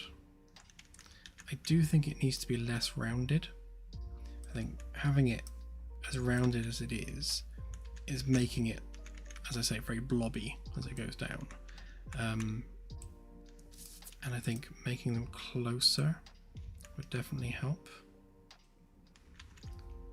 Let's just make them closer now, and then just have a look. Actually, no, I can't because it'll mean editing all of them. So I won't do that yet.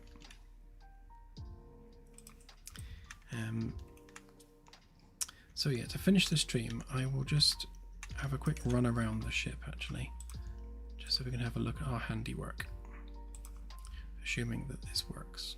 It's been a while since I logged into it last. Well, it's been a week. Right, where are we? Oh, okay, we're in the engineering bit. So if you come down out of engineering, through the tank area, out of here, takes us to the main stairwell.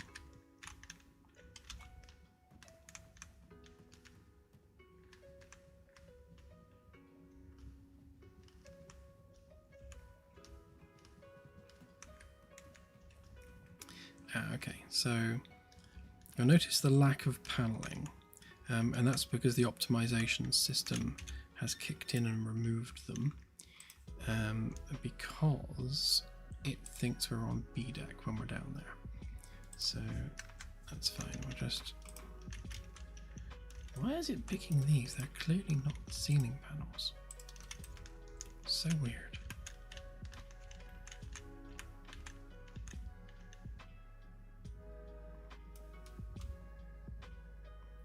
What?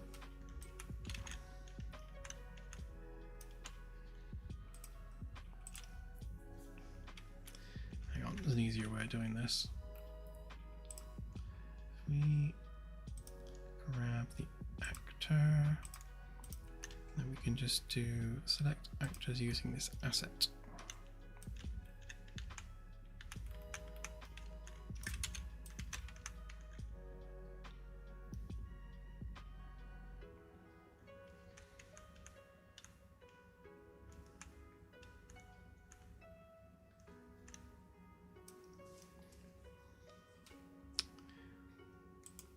It's playing silly buggers, hang on.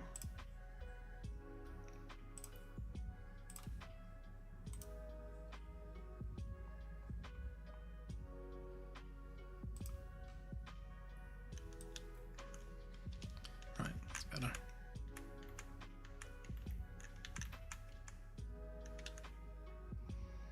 Right, so if we add B deck,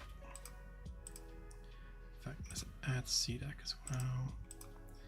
D deck, just to cover all bases. And they're all on God mode, so they shouldn't need power. Okay, and then the same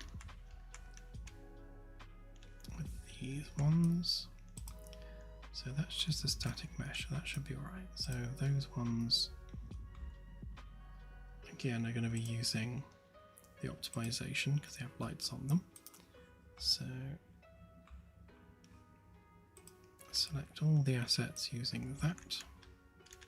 Should just be those ones. Yep, that's right. And then the same again, we'll A, B, C, D.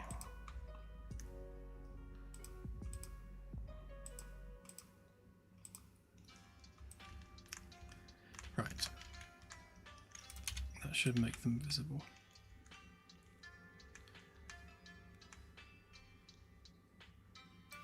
Not quite sure why it's going on about whole scene point light shadows when there are no point lights.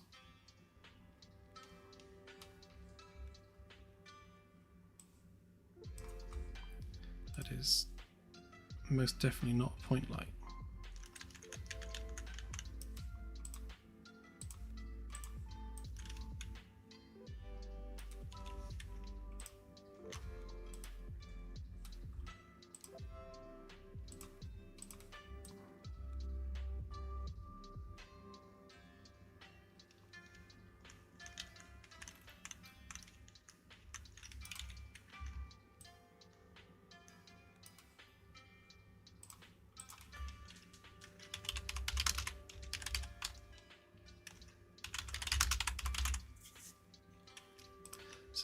For a minute. Do I want to restart? Oh, go on then. It shouldn't need that, but I'll turn it on for now. It's an unnecessary additional shader computation.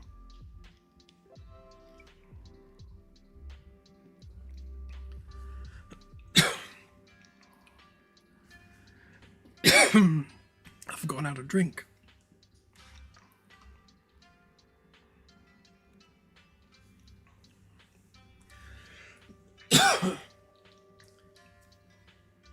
Don't mind me just drowning myself.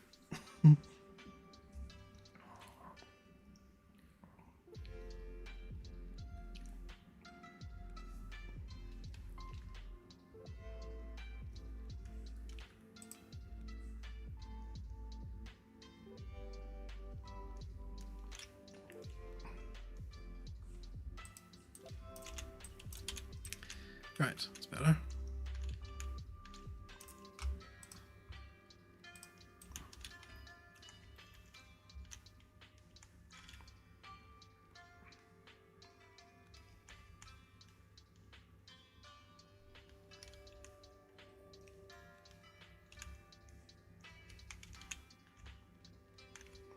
Oddly, that feels brighter than it did. Let's turn that light down ever so slightly.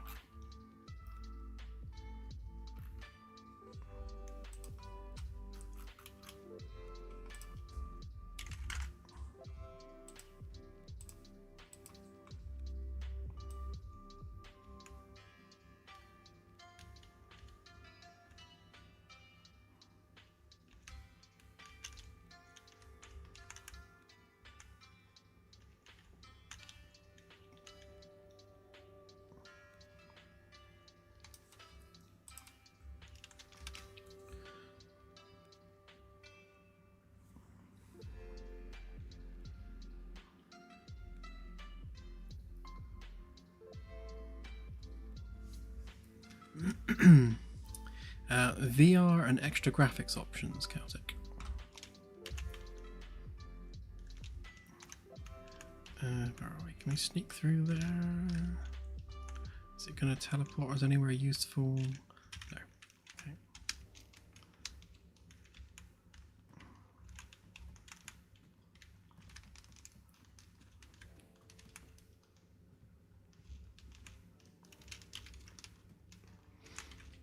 There we go, that's better. Okay, oh, of course the corner ones are light as well, aren't they? So it all needs optimization adding, but yeah. That needs fixing.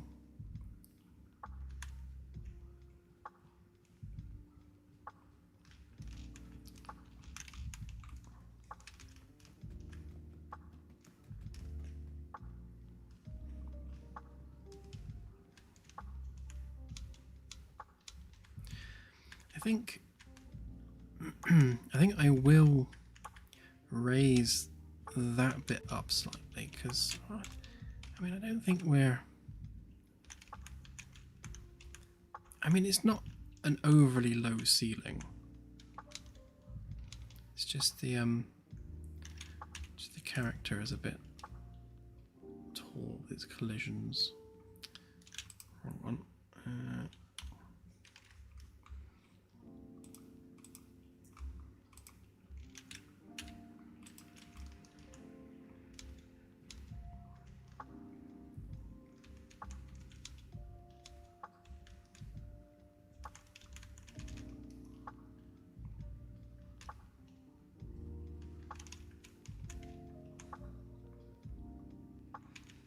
Yeah, it's definitely spacious enough, width-wise. Just wondering whether that ceiling just needs to be just a smidge taller.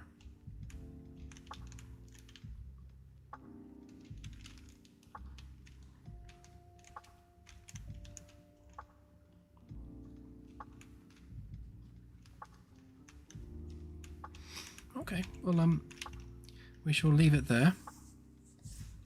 Hopefully we've made some decent progress.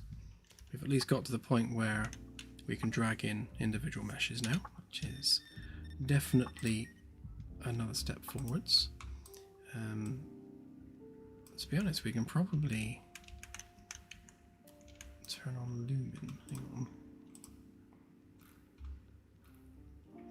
Now that the ceiling panels and everything have been separated from the walls, let's just give that a quick whirl a minute.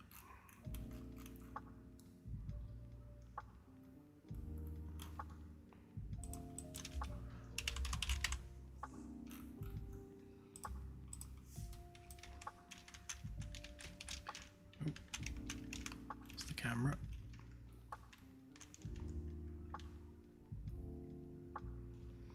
Yeah.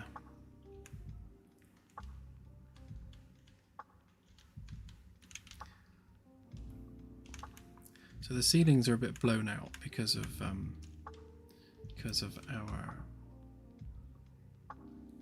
thingy.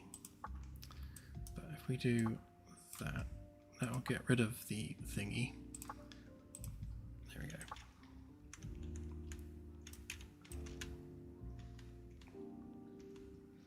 Yeah, I think we just need more definition around these parts, just to kind of bring out the detail more. But other than that, I think we're definitely making progress.